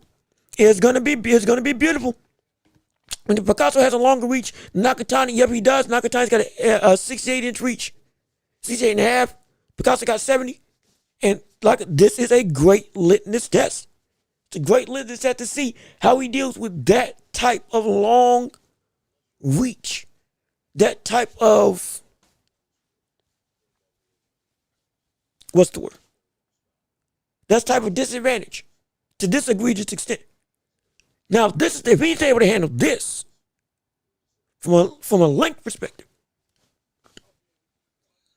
Then yeah, that further bleeds into he can handle 130 or 135 with the 72, 73-inch reaches as comes abound abundantly around those divisions. But let me see. Anyway, footwork, too good. It gives him the ability to close distance easy. It's also the ability to turn and punch and slip at the same time. Like what you saw with Akmadali. Every offensive maneuver is already pre-predicated with a defensive escape immediately. That keeps him in range, but also doesn't take him to a point where he can't still attack. It's a demoralizing framework of defensive responsibility. We talk about the offensive stuff breaking you down mentally, defensively. He makes you feel helpless because you can't touch him. You can't hit him like you want to. You can't get where you want to get, even though you think you should be able to do what you want to do. You can't. It's demoralizing. It's demoralizing. It's demoralizing. Nearly as much as his offensive fervor. You can't hit him as much as he can not just hit you, but make you look foolish while also going and doing whatever he wants. It's insane. Combine that with his elite skills makes him a problem. It makes him incredible. That's why I can't wait for tomorrow. Not tomorrow. December. That's why I can't wait for December. That's why I can't wait for December, because it is going to be a master class in work and a master class in just complete and utter bliss when it comes to the standpoint of boxing skills on display for us to see in a direct correlation. Nakatani and Inoue going in the last, I don't want to call it a dress rehearsal, but the last comparisons, the final odds of being able to see you side by side before we see you face to face is there. And what's going to be one of the most, if it does come to fruition, one of the most anticipated, action-packed, and absolute groundbreaking fights that we've had of the last 5 years, 10 years. I'm telling you, it's gonna be so big. I guarantee you, Japan's economy would take a boost from that one fight alone. Like what Pacquiao and Mayweather did for here in the States. This is their Pacquiao Mayweather, but in an even bigger degree for Japan. This is fervor on the level that and they're fighting each other when they're supposed to fight. Yeah, this is for Japan. This is bigger than Pacquiao Mayweather. It's bigger than that. This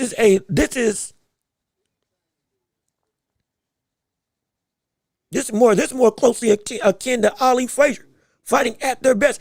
Hagler Hearns. Leonard versus Hagler. Leonard versus Duran. Any combination of the three at their best, at the same weight, at the same time. It's going to be something to behold, man. It's going to be something to behold. I can't wait for it. It could not come soon enough. It can't come soon enough. Let me see, if Bam moves up to 118, who do you think he would fight? IFL TV over here says, talking to Earn and asked about putting Bam and Takuma on the Inoue Nakatani undercard. That would give Takuma Inoue insane motivation.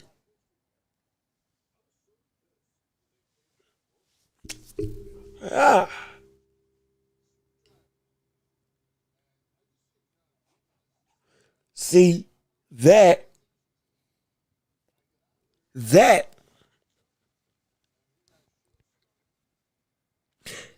and y'all were just saying you didn't want anybody to be disrespectful to Inoue unless it brings out the monster, like the real monster. And you wanted to be that we see Bam potentially go through and knock out the likes of Takuma. And now all of a sudden, hey, I'm coming for you next. And you want that to be the motivation? But if that's the case, if he beats Nakatani, in terms of if Inoue beats Nakatani, he wouldn't move up to 122, would he? If that happened, because he would just want to stay and say, all right, Bam, come on. I'm going to stay right here until you get to 122. And I'm going to get my revenge. He will literally be stubborn to get revenge for his brother. He'll do it. I guarantee he'll do it. I dare say he'll have a shot at fighting at 126 for potentially a unified bout by the time he does get there. And Bam says he moves up to 122. Guess what? He'll forego his title. He'll just move back down. All right. Hey, I'm back here. Let's fight. Let's go.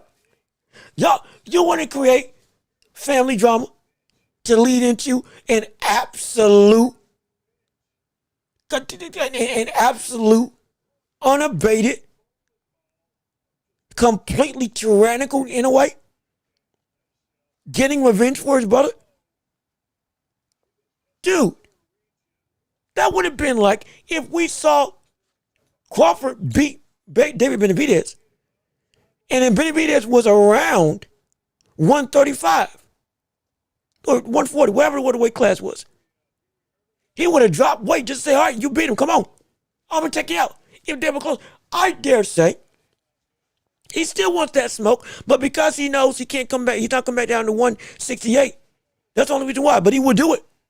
He would do it. I'm telling you, that would be drama.